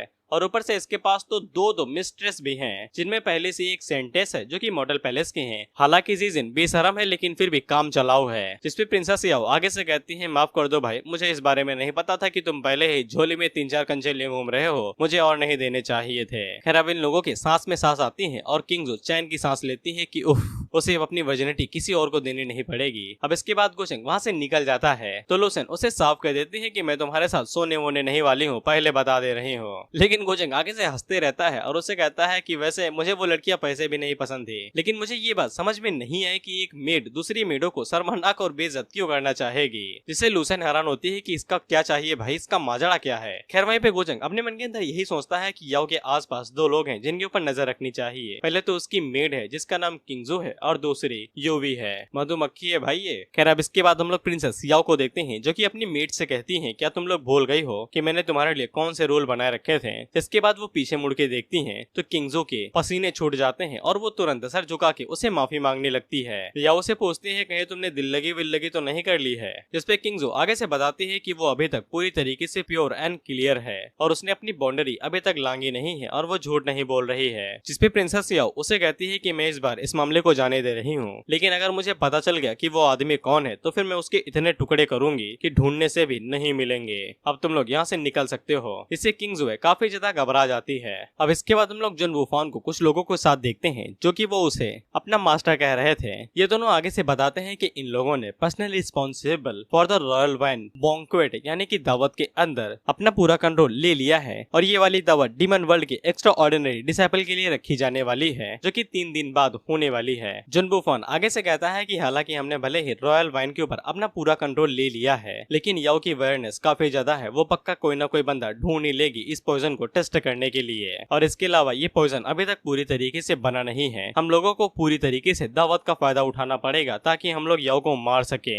लेकिन अभी भी कुछ चीजें हैं जिन्हें हमें रोकने के लिए कुछ चीजों का फायदा उठाना पड़ेगा। इस पे ये लोग आगे से बताते हैं कि चिंता की बात नहीं है, इन लोगों ने कई सारी जगहों पे अपने अड्डे बिछा रखे हैं और कई सारे क्लैन के अंदर भी इन लोगों के आदमी छुपे पड़े हैं और साथ ही में बचे हुए 5 डीमन ओवरलॉर्ड्स भी इनका साथ देंगे। जन वूफान आगे से कहता है कि इस बात को 6000 साल हो चुके हैं, उसके पास कई सारे मौके रहे होंगे तभी वो कौसी निर्वाणा रियलम तक पहुंच पाई है, लेकिन इस बार मैं पक्का करूंगा कि वो बच के भाग ना पाए। तभी उस टाइम पे वहाँ पे सीधा किंगजो आ जाती है तो जोफान उन लोगों को वहाँ से जाने के कहता है, जिसके बाद वो जाके दरवाजा खोलता है और उसे पूछता है कि तुम इतना पसीने में क्यों भीगी हुई हो, अंदर आओ के पानी पियो। इसके बाद किंगजो उसे सारी बात बताती है जो गोचेंग के साथ सोने वाली हुई थी। तो जो वूफान आगे से चिल्लाते हुए कहता है कि याओ की इतनी हिम्मत कैसे हुई कि वो तुम्हें मजबूर करे गोचेंग के साथ सोने के लिए, और उसने तुम्हें मजबूर भी किया कि मैं तुमसे सारा पीछे छुड़ा लूं, नहीं तो वो तुम्हें मार देगी। साथ ही में किंगजो उसे ये भी बता देती है कि गोचेंग ने उसके बारे में याओ को बता दिया है, जिससे जुन वूफान को समझ में आ जाता है कि अब इन लोगों को ज्यादा देरी नहीं करनी चाहिए। इसके बाद वो जुन वूफान से पूछती है कि अब हम लोग आगे क्या करेंगे। तो जुन वूफान उसे कहता है कि मैं चाहता हूँ कि तुम मेरे लिए एक काम करो, अगर हम लोग ये काम कर लेते हैं तो फिर हम लोगों को याओ के बारे में ज्यादा चिंता करने की जरूरत नहीं है और हमें इस तरीके से चुप चुप के मिलने की जरूरत भी नहीं रहेगी। इसके बाद वो किंगजो को एक पॉइजन देते हुए कहता है कि ये काफी ज्यादा पावरफुल पॉइजन है, यहाँ तक कि सेक्रेट रियलम का एम्परर भी इसके सामने टिक नहीं पाएगा। मुझे पता है कि तुम याओ की डेली मील और उसकी कल्टीवेशन पिल के लिए जिम्मेदार हो, अगर तुम ये काम कर दिखाती हो तो ऐसे हमारी सारी मुसीबतें खत्म हो जाएंगी। तुम्हें भी पता है कि याओ कितनी ज्यादा रूथलेस और हार्टलेस है, अगर उसे हमारे बारे में पता चल गया तो फिर तुम्हें क्या लगता है कि हमें कौन बचाएगा। हालांकि किंगजो काफी ज्यादा घबरा जाती है क्योंकि वो ये कांड बिल्कुल भी नहीं करना चाहती थी, लेकिन जुन वूफान उसे बहला फुसला के मना ही लेता है, ये कहते हुए कि इसे तुम सप्लीमेंट्री पाउडर के अंदर डाल देना, प्रोटीन समझ के वो पी जाएगी और तुम्हारे ऊपर कोई भी शक नहीं करेगा। इसके अलावा अगर उसे हमारे रिलेशनशिप के बारे में पता चल गया, क्या तुम्हें लगता है कि वो तुम्हें माफ भी करेगी? ये उसकी गलती है कि वो शुरुआत से ही क्रूअल है, इसीलिए तुम्हें उसके बारे में इतनी चिंता करने की जरूरत नहीं है, तुम्हें बस खुद की खुशियों के बारे में सोचना चाहिए, तुम और मैं फूलों के बागीचे में। तो फिर किंगजो इस चीज के लिए मान जाती है तो जुन वूफान उसे गले लगा लेता है और उसे कहता है कि 99% चांस है कि हम लोग पक्का पास होंगे। जैसे ही वो मरी वैसे ही हम आजाद हुए, जिसके बाद किंगजो वहाँ से निकल जाती है। हालांकि जुन वूफान थोड़ा सा चालाक है, उसे पता है कि किंगजो काफी सारी चीजों के बारे में जानती है, इसीलिए उसने चाय के अंदर पहले ही पॉइजन मिला लिया था और वो फैसला करता है कि अगर वो कामयाब हो जाती है तो वो किंगजो को एंटीटोड दे देगा, नहीं तो वो भी टाइम बोल जाएगी। अब इसके बाद हम लोग गोचेंग और लाइसन को देखते हैं और उनके पास एक सर्वेंट आता आता है जो कि गुचेंग को बताता है कि उस लड़की के ऊपर हमने नजर रखी, वो कुछ टाइम के लिए direct black and white academy के लिए चली गई थी। कुछ देर रुकने के बाद वो तुरंत वापस चली आई। किंगजो के बारे में बात हो रही है। गुचेंग आगे से कहता है कि ये बात साफ होती है कि वो किसी का ब्लैक एंड व्हाइट एकेडमी के अंदर इंतजार कर रही थी और जो वो कुछ टाइम के लिए वहाँ पे रुकी हुई थी तो वो पक्का किसी को मैसेज देने के लिए गई हुई थी। मुझे लगता है कि वो बंदा जू वूफान ही होगा जो कि ब्लैक एंड व्हाइट एकेडमी के अंदर छुपा हुआ है। और जू वूफान की हरकतों को देख के मुझे पक्का यकीन है कि वो याओ को पॉइजन देके मारने की जरूर कोशिश करेगा उसके डेली मील के अंदर, लेकिन इसके पास होने के चांसेस काफी ज्यादा कम है क्योंकि प्रिंसेस याओ काफी ज्यादा चालाक है और उसके डेली मील को पॉइजन के अंदर एक्सचेंज करना काफी ज्यादा टफ होने वाला है। वहीं पे हम लोग लूसन को देखते हैं और इसका मुंह फूला हुआ था क्योंकि ये चेस के अंदर काफी ज्यादा बड़ी प्लेयर है, लेकिन इसके बावजूद ये गुचेंग से एक भी मैच जीत नहीं पा रही है। वहीं पे गुचेंग को जुन वूफान का पूरा प्लान पता था कि वो दावत के दौरान ही अटैक करेगा क्योंकि उस टाइम पे कई सारे मेजर क्लैंस एक दूसरे के साथ आएंगे और कई सारी domains white and black academy के अंदर एंटर होंगी और उसी टाइम पे वहाँ पे याओ भी आएगी और वही सही टाइम रहेगा उसके पास। इसके बाद वो अपने बंदी से कहता है कि उस लड़की के ऊपर नजर बनाए रखो और जैसे ही कुछ अजीब पता चले आके मुझे तुरंत बता देना। इसके बाद वो डायरेक्ट लूसन की तरफ देखता है तो वो आगे से मुस्कुराते हुए कहती है कि तुम्हारी बारी है। तो गुचेंग उसके मत्थे के ऊपर सीधा गिट्टी फेंक के मारता है और उसे कहता है कि तुम हार गई। इसके बाद लूसन गुचेंग के कंधे दबाने लगती है और उसे कहती है कि एम्प्रेस तो तुम्हारी दोस्त है ना, तुम उसे पहले क्यों नहीं बता देते हो। गुचेंग आगे से कहता है क्या जल्दी है भाई, कौन सा दूध उबले जा रहा है जो मैं उसे बता दूं, जिससे लूसन को पता चल जाता है कि जिनकी भी दोस्ती गुचेंग के साथ है उन्हें दुश्मनों की जरूरत नहीं है। इसके बाद गुचेंग बाइकुन की डॉटर बायरन के बारे में भी सोचता है और उसके डिसेबल के बारे में भी कि वो अभी तक डीमन वर्ल्ड के अंदर आ ही चुके होंगे और शायद से उन लोगों ने अभी तक जुन वूफान को भी ढूंढ लिया होगा। अब इसके बाद अगला सीन डायरेक्ट 3 दिनों के बाद का होता है यानी दावत के टाइम पर, और हम लोग देखत हैं कि white and black demon academy पूरी तरीके से चहल पहल थी और कई सारे डिसेबल वहाँ पे घूम रहे थे और उन्हीं लोगों के बीच में हम लोग बायरन और बाइकुन के डिसेबल को भी देखते हैं। और डिसेबल बायरन से पूछता है क्या तुम्हें यकीन है कि हम लोग उस पर्सन से मिल पाएंगे जिसके बारे में हमें बताया गया है, जिसपे बायरन आगे से कहती है कि अगर उसे हम लोग यहाँ पे नहीं ढूंढ पाए तो फिर हम उसे पूरे डीमन वर्ल्ड के अंदर भी नहीं ढूंढ पाएंगे। डिसेबल आगे से पूछता है कि हम लोग उसे ये सामान देने के बाद क्या वापस मास्टर को बचाने के लिए जाएंगे, जिसपे बायरन आगे से कोई भी जवाब नहीं देती है और मन के अंदर सोचती है कि अभी के लिए गुचेंग के साथ निपटना बहुत ज्यादा मुश्किल होने वाला है। अब इसके बाद हम लोग direct black and white academy के ऊपर आ जाते हैं जहाँ पे दावत शुरू हो गई थी और ये दावत हर 20 साल में एक बार रखी जाती है और यहाँ पे कंपटीशन होता है और सभी लोग यही उम्मीद कर रहे थे कि वो टॉप 100 के अंदर आ ही जाएं। इसके बाद हम लोग यूवी को देखते हैं और ये अक्सर हमेशा टॉप ही आया करती है, इसीलिए कई सारे जो यंगर जनरेशन के लोग होते हैं वो इसे एडमायर करते हैं, ये कहते हुए कि यही है हमारी असली हीरोइन। वे भी हम लोग यूवी के फादर को देखते हैं और एक एल्डर उसकी तारीफ करते हुए कहते हैं कि तुम्हारी बेटर सच में काफी ज्यादा कमाल की है। कई सारे लोग उसे जलन करते हैं क्योंकि कोई भी उससे ज्यादा बेहतर नहीं है। यूवी के फादर आगे से कहते हैं कि मैंने सुना है कि आपका थर्ड सन इतना भी बुरा भी नहीं है, जिसपे वो आगे से कहते हैं कि मुझे लगता है कि वो दोनों काफी अच्छा मैच रहेंगे। जिसपे यूवी के फादर आगे से कहते हैं कि बच्चों को जो करना है वो खुद से करें, हम लोग बीच में ना ही घसीटे तो ज्यादा बेहतर रहेगा। शायद से ये गुचेंग को अपना घर जमाई बनाना चाहते हैं। अब इसके बाद हम लोग वहाँ पे जू वूफान को भी देख लेते हैं और ये भी भाई पावरफुल लोगों में से एक से आता है और कई सारे यंगस्टर इसे भी एडमायर करते हैं कि ये भी एक आउटस्टैंडिंग डिसाइपल है। वहीं पे जुन वूफान यूवी से कहता है कि मैंने तुम्हें कुछ टाइम से देखा नहीं, कहाँ पे गई हुई थी। यूवी उसे साफ कहती है कुछ काम था बे, तुझसे क्या लेना देना है, क्या तुम उसे मिलना चाहता था। इस पे जूफान आगे से कहता है कि मैं दरअसल तुमसे कुछ पूछना चाहता था कि अपर वर्ल्ड से जो फेमस बंदा आया है कहीं वो मास्टर गुचेंग तो नहीं है। जिसपे यूवी आगे से कहती है कि वो बिल्कुल परफेक्ट मैन है। जिसपे जुन वूफान आगे से कहता है कि काफी अजीब बात है कि तुम किसी की तारीफ कर रही हो। जिसपे यूवी आगे से कहती है कि मैं कहना चाहती हूँ कि वो एक परफेक्ट बंदा है सच में। इसलिए जुन वूफान अपने मन के अंदर सोचता है गुचेंग तुम बाहर के हो, मेरे डीमन वर्ल्ड से दूरी रहो, नहीं तो मुझे तुम्हें मारने में कोई भी आपत्ति नहीं होगी। खैर अब इसके बाद हम लोग देखते हैं कि वहाँ पे याओ और गुचेंग की सवारी आ जाती है जो कि एक रथ था और ये हवा में उड़ रहा है, साथ ही में उसकी चारों डिसेबल वो अगल बगल में उड़ रही थी। सभी लोग उनके बारे में बात करते हुए कहते हैं कि हमने प्रिंसेस याओ को कभी भी इस तरीके से दूसरे लोगों को ट्रीट करते हुए नहीं देखा है, यहाँ तक कि उनकी मेड भी इस तरीके से उनके साथ बैठ के नहीं आ सकती हैं। इनका पक्का कुछ ना कुछ चल रहा होगा तभी मास्टर इसे इतने अच्छे से ट्रीट कर रही हैं। वहीं पे जुन वूफान गुचेंग को देख रहा था तो गुचेंग उसकी तरफ देख रहा था। वहीं पे याओ गुचेंग से पूछती है तुम्हें क्या लगता है मेरे डीमन वर्ल्ड के यंगस्टर्स तुम्हारे अपर रियलम के यंगस्टर्स के मुकाबले में कितना ज्यादा शक्तिशाली होंगे। गुचेंग आगे से साफ कहता है कल्टीवेशन के मुकाबले में तुम्हारे डीमन वर्ल्ड के जितने भी यंगस्टर्स होंगे वो मिड या फिर लोअर से रंग के बीच में होंगे, वहीं पे अपर रियलम के बहुत ज्यादा पावरफुल होंगे। जिसपे याओ हल्का से निराश होकर कहती है कि इसका मतलब ये हुआ कि इमॉर्टल एकेडमी के अंदर इनमें से कोई भी नहीं जा सकेगा। गुचेंग आगे से बताता है कि इसके पीछे भी एक वजह है, यहाँ का एनवायरनमेंट। सच में कल्टीवेशन के लिए स्पिरिचुअल एनर्जी बहुत ज्यादा मायने रखती है। जितना ज्यादा तुम नीचे जाओगे उतनी ज्यादा स्पिरिचुअल एनर्जी कम होती जाएगी। अपर वर्ल्ड में बेशक सबसे ज्यादा होगी, और ऊपर से यहाँ पे कुछ लोगों का मिलना भी मायने रखता है कि कैसे कौन किसे ट्रेन करता है। और ऊपर से डीमन वर्ल्ड के रिसोर्सेज भी काफी ज्यादा खराब हैं। यही वजह हो सकती है कि आपके लोग इतने ज्यादा शक्तिशाली नहीं हैं। जिसपे याओ कहती है कि वो इसीलिए एनवायरनमेंट को पूरी तरीके से बदलना चाहती है, लेकिन इसके बावजूद कुछ लोग हैं जो उससे नफरत करते हैं और सब कुछ जैसा है वैसा रहने के लिए उसे परेशान करते हैं। हालांकि गोचंग उसे कहता है कि तुम इसकी चिंता क्यों करती हो, ये हमारे डिसेंडेंट के ऊपर छोड़ दो कि हमने सही कदम उठाया था या नहीं। तुम जो करने के कैपेबल हो मुझे लगता है कि तुम वो कर लोगे। तुम्हें दूसरों के बारे में चिंता करने की जरूरत नहीं है। या उसे पूछती है कि इतना भरोसा काहे मारे है भाई। तो गोचंग उसे बताता है मेरी नजरों के अंदर तुम एक ऐसी इंसान हो जो अपने दृढ़ निश्चय के चलते कुछ भी हासिल कर सकता है, और तुमने ये सब कुछ अकेले ही तो हासिल किया है। डेमन वर्ल्ड एक रेत की तरह है, जितना ज्यादा तुम इसे पकड़ के कसने की कोशिश करोगे ये उतना ज्यादा तुम्हारे मुट्ठी से फिसलता जाएगा। लेकिन ये बात छुपाई नहीं जा सकती है कि तुमने इन सभी चीजों को इस हद तक आगे बढ़ा दिया है, वो भी सिर्फ खुद के दम पे। जिसपे याओ आगे से हंसते हुए कहती है कि पटाने की कोशिश कर रहे हो क्या। तो गोचंग आगे से कहता है कि अगर तुम्हें लगता है कि मैं ऐसी कोशिश कर रहा हूँ तो फिर तुम सही हो सकती हो। मैं ऐसी चीजें सिर्फ कुछ ही लोगों से कहता हूँ और काफी कम ही कहता हूँ, या फिर जब मेरे कुछ गुप्त मकसद हो। या उसे कहती है कि तुम्हारी पावर और स्टेटस के साथ तुम्हारे छुपे हुए मकसद क्या ही हो सकते हैं मेरे लिए। गोचंग आगे से कहता है कि यहाँ पे दो चीजें हैं जिनकी मुझे चाहत है, पहली पावर और दूसरी तुम। मेरे पास पावर पहले से ही है, व्हाट अबाउट यू, तुम्हारे बारे में क्या। जिससे याओ आगे से शर्माने लगती है। गोचंग द राइजर, राइजिंग का मतलब होता है किसी लड़की को पटाना।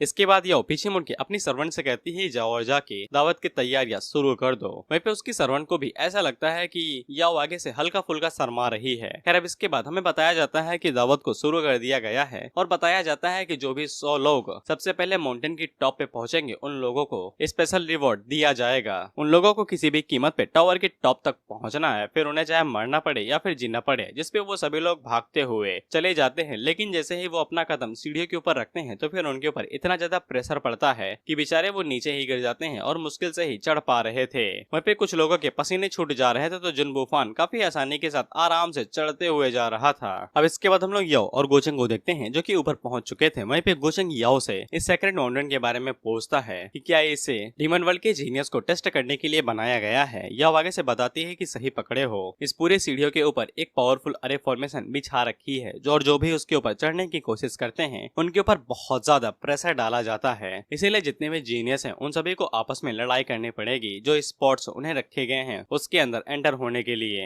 वहीं पे गोचंग सीढ़ियों को देखते हुए कहता है कि ये काफी ओल्ड फैशन डिजाइन है, लेकिन जिस किसी ने भी इसे बनाया होगा उसके ऊपर काफी ज्यादा पावरफुल फोर्स होगी। या उसे पूछती है क्या तुमने कुछ अजीब नोटिस किया, क्या उस तरफ देख रहे हो। गोचंग उसे कहता है कि कुछ खास नहीं, लेकिन मुझे कुछ अनईजी फील हो रहा है, क्या तुम्हें आज के बारे में चिंता नहीं हो रही। या आगे से कहती है कि अगर तुम असैसिनेशन की बात कर रहे हो तो फिर मुझे इसकी आदत है, चलो चल के देखते हैं कि कौन पहले प्लेस पे आया है। वहीं पे किंगजू अपने मन के अंदर सोचती है कि ये दोनों यहाँ से जा रहे हैं और यही सही मौका है वाइन में पॉइजन मिलाने का। जिसके बाद वो अपने पास से बाटली बाहर निकाल लेती है। अब इसके बाद हम लोग सीढ़ियों का हाल देखते हैं, तो फिर हम लोग देखते हैं कि यूवी हार गई थी, वो सेकंड पोजीशन पे थी। वहीं पे जुन बुफान काफी आसानी के साथ आराम से चढ़ते हुए जा रहा था और उसे ज्यादा दिक्कत नहीं हो रही थी। वहीं पे हम लोग जुन बुफान के सेकंड फादर, जिसका नाम कुलिंग केओस किंग था, वो आगे से कहता है कि तुमने मेरा सर नहीं झुकाया। वहीं पे हम लोग बायरन और उसकी डिसेबल को देखते हैं। डिसेबल उसे पूछता है कि ये वही आदमी है ना जिसकी हम लोगों को तलाश है। इस पे बायरन आगे से कहती है कि उसके अलावा डीमन वर्ल्ड के अंदर कोई भी इतना ज्यादा शक्तिशाली नहीं हो सकता है। तो डिसेबल आगे से पूछता है कि अगर ये वही बंदा है जिसकी हमें तलाश है तो फिर ये सेक्रेट माउंटेन के ऊपर चढ़ के इतनी ज्यादा अटेंशन क्यों हासिल करना चाहता है। क्या एम्प्रेस याओ इसकी जानी दुश्मन नहीं है, ये क्यों उनके सामने जाना चाहता है, वो इसकी आइडेंटिटी के बारे में पता भी तो लगा सकती हैं। जिसपे बायरन आगे से जवाब देती है कि वो बस ये साबित करना चाहता है कि वो अभी भी एक्स्ट्राऑर्डिनरी है, इससे फर्क नहीं पड़ता है कि वो कहाँ पे है। और वहीं पे बायरन मन के अंदर सोचती है कि हम पहले भाई बहन जैसे हुआ करते थे जब तक तुम याओ से नहीं मिले थे और तुमने मुझे निराश कर दिया है। प्यार वाला रिश्ता है। इसीलिए बायरन मन के अंदर सोचती है कि अगर उसे कहीं भी थोड़ा सा भी मौका मिल जाता है गुचेंग के ऊपर भरोसा करने का, तो फिर वो गुचेंग के हवाले ये बैग कर देगी अपनी फादर की लाइफ के बदले में। अब इसके बाद जन बुफान टॉप पे पहुंच जाता है तो या उसे वेलकम करती है और उसे कहती है कि तुम्हारी आज की परफॉर्मेंस लाजवाब थी, तुमने मेरा दिल खुश कर दिया। वहीं पे गुचेंग जानबूझ के नमक छिड़कते हुए कहता है कि इसका नाम कुछ ज्यादा यूनिक नहीं है, जिसपे याओ आगे से बताती है कि जब मैंने पहली बार सुना था तब मैं भी हैरान हुई थी, लेकिन इसके अलावा ये केओस किंग का बेटा है जो कि मेरे काफी ज्यादा अच्छे एडवाइजर हैं और मुझे इसके बारे में बैकग्राउंड के बारे में सब कुछ पता है।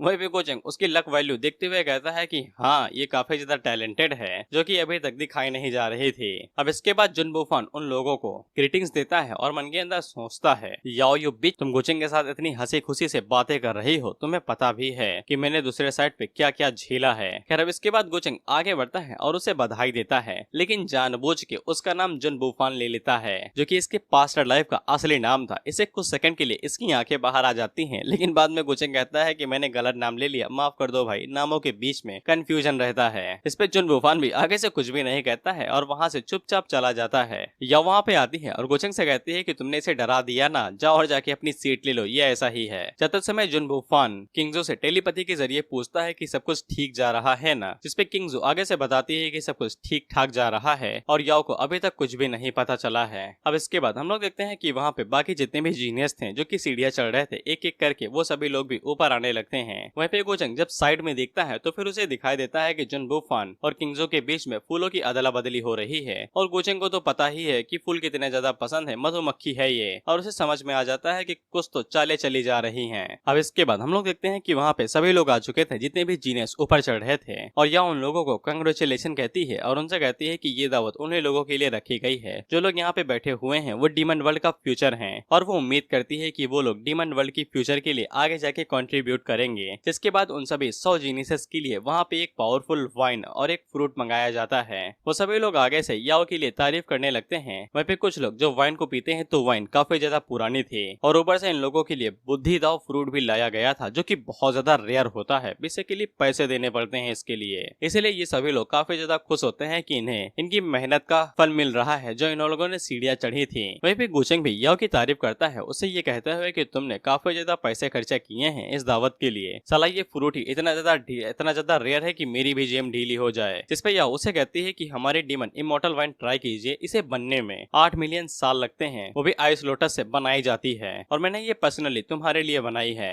अब इसके बाद वो लोग वहाँ पे वाइन और फ्रूट के बारे में बात करने लगते हैं कि ये काफी ज्यादा कमाल की चीज है, इसको खाने से हमारी कल्टीवेशन काफी ज्यादा जल्दी बढ़ सकती है। वहीं पे हम लोग यूवे के फादर और केओस किंग को देखते हैं जो कि आपस में बात करते हुए कहते हैं कि महारानी हमेशा जूनियर्स को एक्साइटेड और उन्हें इनाम देने में कोई भी कसर नहीं छोड़ती हैं। वहीं पे हम लोग जुन बुफान को देखते हैं जो कि याओ को देखते हुए कहता है कि पी लो ये तुम्हारी मैयत का ही आखिरी ड्रिंक होने वाला है। वहीं पे गुचेंग जैसे ही वाइन को पीने वाला था तो सिस्टम उसे बता देता है मालिक माल में गाड़वाड़ है, फेंक दीजिए। वहीं पे गुचेंग याओ से कहता है कि वो काफी ज्यादा कमाल की है और उसे पक्का यकीन है कि जो वो लोग इस वाइन और फ्रूट को खा रहे हैं वो उसके लिए काफी ज्यादा ग्रेटफुल होंगे। याओ बताती है कि उसे उनकी ग्रेटफुलनेस नहीं चाहिए और न ही उनका ग्रेटिट्यूड चाहिए, वो ये सब कुछ अपने डीमन वर्ल्ड की फ्यूचर के लिए कर रही है। जिसपे गुचेंग याओ से कहता है कि कितना इंप्रेस करोगी मुझे, मैं पहले ही दिल दे बैठा हूँ यार तुम्हारे लिए। अब इसके बाद याओ और गुचेंग दोनों अपने वाइन के गिलास आपस में टकराते हैं और उसे कहते हैं कि ये हमारे डीमन वर्ल्ड के नाम। जिसपे याओ तो तुरंत उस वाइन को पी लेती है लेकिन गुचेंग साइड में उसे फेंक देता है।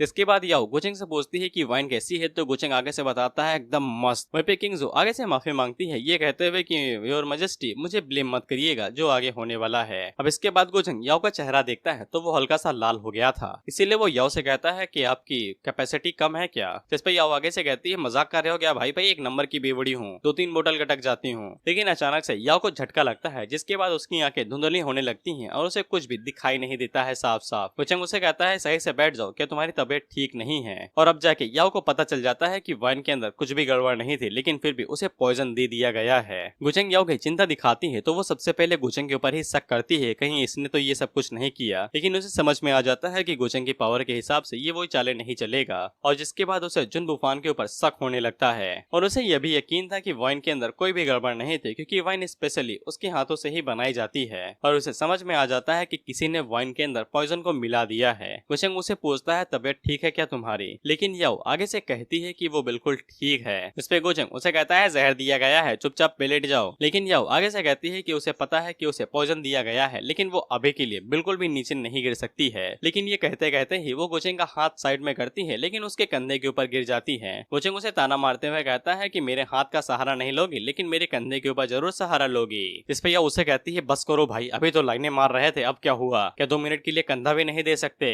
वहीं पे उन सभी लोगों को भी पता चल जाता है कि कुछ तो गड़बड़ हो गई है। केओस किंग आगे से कहता है कि योर मैजेस्टी के साथ कुछ तो हो गया है, उनका चेहरा पीला पड़ गया है और सभी लोगों को समझ में आ जाता है कि उन्हें पॉइजन दिया गया है और वाइन के अंदर पॉइजन मिला हुआ था। वहीं पे बायरन को समझ में आ जाता है कि ये सब कुछ जुन बुफान का है प्लान है, लेकिन उसे अभी भी यकीन नहीं था कि वो इसमें सक्सेसफुल हो सकता है। अब इसके बाद केओस किंग आगे बढ़ता है, जो कि सभी लोगों से कहता है कि गार्ड्स तैयार रहो, कभी भी असैसिनेशन हो सकता है, हमें योर मैजेस्टी को प्रोटेक्ट करना है। वहीं पे जुन बुफान आगे से मुस्कुराते हुए कहता है कि 6000 साल पहले तुमने जो कांड मेरे साथ किया था, अब मैं उन सभी चीजों की किस्त एक ही बार में लौटाने वाला हूँ तुम्हें। अब इसके बाद हम लोग देखते हैं कि रॉयल गार्ड्स में से भी कुछ लोग जुन बुफान के थे, जो कि गार्ड्स के ऊपर अटैक करके उन्हें मारने लगते हैं और आगे से कहते हैं कि एम्प्रेस यो बहुत ज्यादा क्रूअल है और उसने कई सारे अनगिनत अपराध किए हैं, हम उसे बिल्कुल भी जिंदा नहीं रहने दे सकते हैं। उसी टाइम पे जुन बुफान के कुछ साथी भी वहाँ पे निकल आते हैं, जो कि गार्ड्स के ऊपर अटैक करके उन्हें मारने लगते हैं। और सभी लोग आगे से कहते हैं कि एकेडमी के एल्डर्स भी उन 5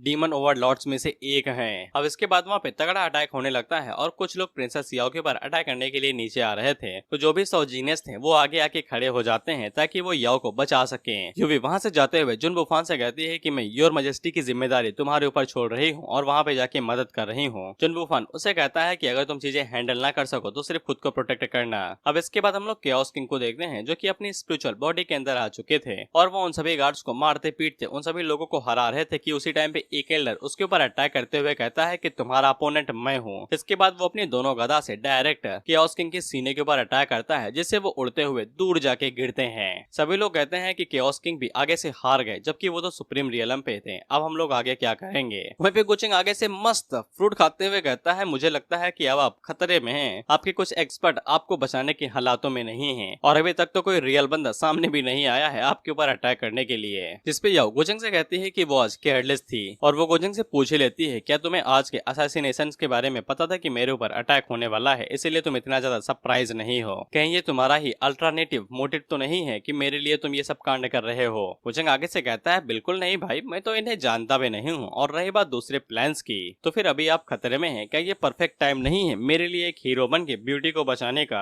जिसपे याओ वहाँ पे बैठ जाती है और अपने पॉइजन को रिमूव करते हुए गोचेंग से कहती है क्या तुम मुझे पटाने के लिए ये सब कुछ कांड कर रहे हो, क्या तुम्हें लगता है कि इससे तुम मुझे पटा लोगे। गोचेंग आगे से कहता है कि एग्जैक्टली मैं यही चाहता हूँ, अगर तुम अग्री कर देती हो तो ये और भी ज्यादा अच्छा रहेगा। जिसपे याओ उसे कहती है कि तुम बिल्कुल भी अच्छे इंसान नहीं हो, मुझे गारंटी देके कहती हूँ। वहीं पे जुन बुफान उन दोनों को देखते हुए कहता है कि सालों मरने वाले हो, इसके बावजूद वहाँ पे बैठ के इतने आराम से बातें कर रहे हो और हर्ष खेल रहे हो, कुछ तो डरो। और वो मन के अंदर सोचता है कि अंकल ये अभी तक नहीं आए हैं। अब इसके बाद हम लोग देखते हैं कि वहाँ पे तगड़े धमाके हो रहे थे और एक चोटी के ऊपर हम लोग बाप बेटे को देखते हैं, जहाँ पे बेटा अपने बाप से पूछता है कि हम लोग उनकी मदद करने के लिए जाने वाले नहीं हैं, लेकिन बाप आगे से कहता है कि कोई नहीं फर्क पड़ता, उन्हें मारने दो याओ को, अगर वो मर जाती है तो हमारे क्लैन के लिए ही ये अच्छा होगा, बस दिखावा करो कि हम यहाँ पे थे ही नहीं। अब वो लोग इस बारे में बात कर ही रहे थे कि उसी टाइम पे हम लोग देखते हैं कि वहाँ पे एक गजब का स्पिरिचुअल प्रेशर आता है, यहाँ तक कि केओस किंग भी इस प्रेशर से काफी ज्यादा घबरा जाते हैं। वहीं पे यूवी के फादर जल्दी यूवी से कहते हैं कि यहाँ से निकलो, मैं उसे रोकने की कोशिश करता हूँ। इसके बाद वो अपने स्पिरिचुअल बैरियर की मदद से उसे रोकने की कोशिश करते हैं, लेकिन वो बंदा इतनी तेजी के साथ आता है कि वो बैरियर को तोड़ते हुए उन्हें पार करके निकल जाता है और डायरेक्ट प्रिंसेस याओ के सामने जाके खड़ा हो जाता है। सभी लोग आगे से कहते हैं कि ये सेक्रेट एम्परर रियलम पे है और इसके अंदर से एक टेरिफाइंग किलिंग इंजेंट निकल रहा है।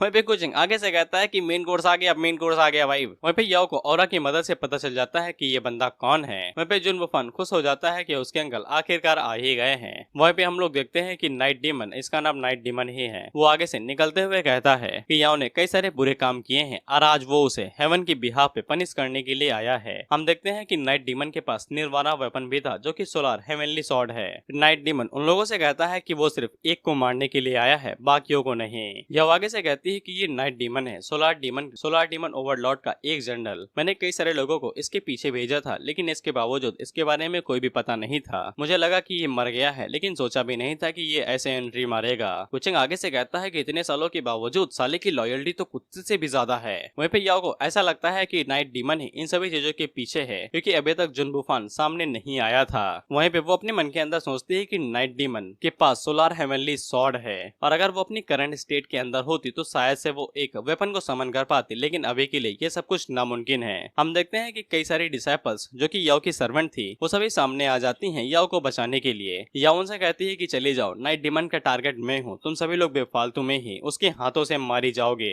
लेकिन वो लोग आगे से मना कर देते हैं, ये कहते हुए कि हम लोग आपके लिए जान भी दे सकते हैं, अगर आप हेल के अंदर जाएंगे तो भी हम लोग आपके साथ ही जाएंगे। इस पे नाइट डिमन आगे से कहता है कि 6000 साल हो गए हैं, ऐसा लगता है कई सारे लोग तुम्हारे सिलेक्शन के अंदर फंस चुके हैं, अगर ऐसी बात है तो फिर इनमें से कोई भी नहीं बचेगा। अब इसके बाद यहाँ पे मजबूरी में याओ को गोचेंग से सामने घुटने टेकने ही पड़ते हैं, और वो गोचेंग से कहती है कि मैं तुमसे कोई मदद मांग सकती हूँ, मैं चाहती हूँ कि तुम इस ट्रबल को संभालो, और अभी जो तुमने बात कही थी बीवी वाली, मैं उसके बारे में सोचूंगी। गोचेंग आगे से कहता है कि हम दोनों अजनबी थोड़ी ना हैं, और वैसे भी मुझे लोगों की मदद करना काफी ज्यादा पसंद है। नाइट डिमन गोचेंग से कहता है कि तुम एक बाहर वाले हो, हमारे डिमन वर्ल्ड के मैटर्स में उंगली ना करो तो ज्यादा बेहतर रहेगा। मेरा तुम्हारे साथ लड़ने का कोई भी इरादा नहीं है, लेकिन अगर तुम्हें ऐसा लगता है कि तुम इमॉर्टल गू फैमिली के चलते जो चाहे वो कर सकते हो तो फिर ये बात बिल्कुल गलत है। मैं तुम्हें बहुत ज्यादा बुरी तरीके से मारूंगा। जिसके बाद वो अपने प्रेशर को और भी ज्यादा बढ़ाता है, लेकिन गोचेंग को घंटा फर्क नहीं पड़ता, और वो आगे से कहता है कि मैं तो बाहर वाला हूँ भी, और मुझे वैसे भी इस डिमन वर्ल्ड के अंदर कोई भी इंटरेस्ट नहीं है, लेकिन अगर तुम मेरी आंखों के सामने याओ को मारना चाहते हो तो फिर मैं तुम्हें पहले मार दूंगा। याओ भी अपने मन के अंदर सोचती है कि ये बस कौसी सुप्रीम रियलम पे है, लेकिन इसके बावजूद ये एक सुप्रीम रियलम के बंदे से लड़ना चाहता है। वहीं पे नाइट डिमन अपनी पावर्स को निकालते हुए कहता है कि गोचेंग आज मैं तुम्हें मार दूंगा, ये आखिरी मौका है, चाहो तो अपनी जान बचा लो। लेकिन गोचेंग उसे कहता है कि ये बात सत्य है कि याओ ने तुम्हारी फैमिली को मार दिया था, लेकिन तुम उसे छू नहीं सकते हो। मैं तुम्हारी जान बख्श सकता हूँ तुम्हारी कल्टीवेशन सील करने के बाद, अगर तुम अपनी जिंदगी की भीख मांगो। वहीं पे जुनबो अपने मन के अंदर सोचता है कि अंकल काफी ज्यादा गुस्से में है, गोचेंग तुमने ये खुद अपने ऊपर लिया है, अब मुझे दोष मत देना। वहीं पे गोचेंग आगे से हमला करते हुए कहता है कि तुम तो साला डर रहे हो, तुम्हारे अंदर तो हिम्मत ही नहीं है। इसके जवाब में नाइट डिमन अपनी शॉट के साथ सामने की तरफ एक स्लैश मारता है, तो स्लैश की वजह से गोचेंग की शॉट बीच में ही रुक जाती है, जिससे गोचेंग काफी ज्यादा हैरान होता है और सोचता है कि ये तो रिजोनेंस ऑफ ग्रेट दाव है। उसी के बाद गोचेंग की शॉट वहीं पे रुक जाती है और एक तगड़ा स्लैश सीधा जाके गोचेंग से टकराता है और वहाँ पे तगड़ा धमाका होता है। सभी लोग आगे से कहते हैं कि उसने सच में सोलार हेवनली शॉट का इस्तेमाल किया है और साथ ही में पावर ऑफ सुप्रीम रियलम के भी। वहीं पे यूवी के फादर आगे से कहते हैं कि उस शॉर्ट स्लैश के अंदर ग्रेट दाव था और साथ ही में हेवंस एंड अर्थ की हेवनी भी। मुझे लगता है कि गोचेंग की कब्र अब तक खुद चुकी होगी। वहीं पे जुनबो अपने मन के अंदर सोचता है कि इससे कोई फर्क नहीं पड़ता है कि तुम कितना ज्यादा शक्तिशाली हो, ये अटैक काफी है तुम्हें 10 बार मारने के लिए। लेकिन उसकी आंखें तो फट तब जाती हैं जब वो धुएं के अंदर टावर ऑफ वर्ल्ड डोमिनेशन को देखता है, और गोचेंग नाइट डिमन से कहता है खाया पिया क्या नहीं भाई, थोड़ा जोर से हमला मारो, मुझे तो खुजली भी नहीं हुए। नाइट डिमन ये देख के हैरान हो जाता है कि गोचेंग के हाथों के अंदर legendary tower of world domination है। वहीं पे याओ भी हैरान हो जाती है और मन के अंदर सोचती है कि साले के पास कितनी ट्रिक्स छुपी हुई हैं, जब देखो तब कोई ना कोई चीज बाहर निकाल लेता है। वहीं पे नाइट डिमन को समझ में आ जाता है कि जब तक गोचेंग यहाँ पे है वो कभी भी याओ के करीब नहीं जा सकता है, इसीलिए उसे गोचेंग को यहाँ से लेके जाना पड़ेगा ताकि बाकी लोग याओ के ऊपर अटैक करके उसे मार सके। जिसके बाद वो टेलीपैथी के जरिए बुन जाओ से कहते हैं कि मैं गोचेंग को यहाँ से लेके जा रहा हूँ, तब तुम मौका ढूंढ के याओ को मार देना। और जब भी ये लोग टेलीपैथी का इस्तेमाल करते हैं तो इनके फूल आपस में एक्सचेंज होते हैं, जिससे गोचेंग को पता लग जाता है कि कुछ तो काम चल रहा है। गोचेंग को समझ में आ जाता है कि ये क्या प्लान है, तो वो direct tower of world domination का इस्तेमाल करते हुए नाइट डिमन के ऊपर अटैक कर देता है। लेकिन नाइट डिमन उसे अपनी शॉट की मदद से रोकता है और गोचेंग को अपने डायमेंशन के अंदर लेके चला जाता है। वहीं पे सभी लोग आगे से कहते हैं कि गोचेंग को यहाँ से ले जाया जा चुका है, अब सब कुछ धीरे धीरे खत्म हो जाएगा, हमें मैजेस्टी को प्रोटेक्ट करना पड़ेगा। वहीं पे जुन बुफान अपने मन के अंदर सोचता है कि याओ की कल्टीवेशन सील हो चुकी है, उसके आसपास जितने भी फीमेल ऑफिशियल हैं उनके बारे में चिंता करने की जरूरत नहीं है, यही सही टाइम है एक्शन लेने का। और वो मन के अंदर सोचता है कि याओ तुम्हें पता भी है कि मैंने इस दिन का कितने टाइम तक इंतजार किया है। जिसके बाद दो गार्ड तेजी के साथ आगे बढ़ते हैं याओ के ऊपर अटैक करने के लिए, लेकिन तभी हम लोग देखते हैं कि वहाँ पे दो और गार्ड्स आ जाते हैं जो कि गोचेंग की तरफ से भेजे गए थे, और वो उन दोनों गार्ड्स को आसानी के साथ नीचे गिरा देते हैं और याओ को बताते हैं कि हमें गोचेंग ने ऑर्डर दिया था आपको प्रोटेक्ट करने के लिए। जिससे याओ और ज्यादा हैरान हो जाते हैं कि गोचेंग ने गार्ड्स को भी यहाँ पे तैनात कर रखा था उसकी सेफ्टी के लिए। अब उसे जिनबो को गुस्सा तो बहुत ज्यादा आता है, लेकिन वो बेचारा कुछ कर नहीं पाता है। अब इसके बाद हम लोग गोचेंग को देखते हैं जिसको नाइट डिमन काफी दूर ले आया था। गोचेंग उससे कहता है कि तुम मुझे काफी दूर ले आए हो, क्या मुझे स्लो करने की कोशिश कर रहे हो, लेकिन बदकिस्मती से ये तुम्हारी सबसे बड़ी मिस्टेक है। वहीं पे नाइट डिमन उससे कहता है कि तुम कुछ ज्यादा ही घमंडी नहीं हो रखे हो, तुमने टावर ऑफ वर्ल्ड डोमिनेशन को साइड में कर दिया है, मैं एक सुप्रीम रियलम का बंदा हूँ और ऊपर से मेरे हाथों में जो वेपन है। लेकिन तभी गोचंग वहाँ पे अपनी असली वेपन को बाहर निकालता है, मैं इसका नाम भूल गया यार। और साथ ही में गोचंग वहाँ पे अपनी डिमोनिक एनर्जी को भी रिलीज करता है और उसे कहता है कि वहाँ पे कई सारे लोग थे, इसीलिए मैं उन्हें ये चीज दिखाना नहीं चाहता था। इसे नाइट डीमन को समझ में आ जाता है कि ये डिमोनिक ऑरा है और गोचंग है डिमोनिक सक्सेसर है। इसके बाद गोचंग आगे से कहता है कि देखो अब समय आ चुका है अपनी असली सच्चाई दिखाने का। वहीं पे हम लोग सोलार हेवनली सॉर्ड को देखते हैं जो कि बेचारी कांपने लगी थी क्योंकि गोचंग के हाथों में जो हेलवर्ड है वो बाप है वेपन्स के मामले में। नाइट डीमन में ये देख के हैरान हो जाता है कि अचानक से ये सॉर्ड कांपने कैसे लगी। वहीं पे गोचंग उसे कहता है कि वेपन काफी अच्छा है, अगर मैं इसे मिंग के पास लेके जाऊं तो वो इसे पसंद जरूर करेगी। वहीं पे नाइट डीमन दोबारा गोचंग के ऊपर अटैक करते हुए कहता है क्या फर्क पड़ता है कि तुम डिमोनिक सक्सेसर हो, क्या तुम्हें अभी भी लगता है कि तुम मुझसे जीत सकते हो। तो फिर गोचंग आगे से भाई हल्की सी पावर रिलीज करता है बिना डरे हुए और हम लोग देखते हैं कि उसकी धर्मा बॉडी वहां पे आ जाती है जो कि अब नाइट डीमन का कचूमर बनाने वाली थी और गोचंग उसे कहता है तुम्हें क्या लगता है कि तुम क्या कर सकती हो। वहीं पे हम लोग याओ को देखते हैं, उसकी सर्वेंट उसे बताती है कि उसने ऑर्डर भिजवा दिया है, इंपीरियल आर्मी कुछ ही टाइम पे यहाँ पे आती होगी। और अब जाके याओ को समझ में आ जाता है कि वो शुरुआत से ही गलती कर रही थी। उसे ऐसा लगा था कि जुन बुफान ने अपनी मौत का नाटक किया है और अपनी बॉडी को कब्र के अंदर से गायब करवा दिया मरने के बजाय, और वो कहीं पे छुपा हुआ है, जिससे याओ को ऐसे लगने लगा कि वो सच में मर चुका है और कहीं पे छुपा हुआ है। लेकिन लूनर डीमन के ओवरलॉर्ड डिसपेयर होने से पहले उसने अपनी सोल को रिसीव्ड कर लिया और रिकॉग्निशन के जरिए अपनी असली मेमोरीज को वापस पा लिया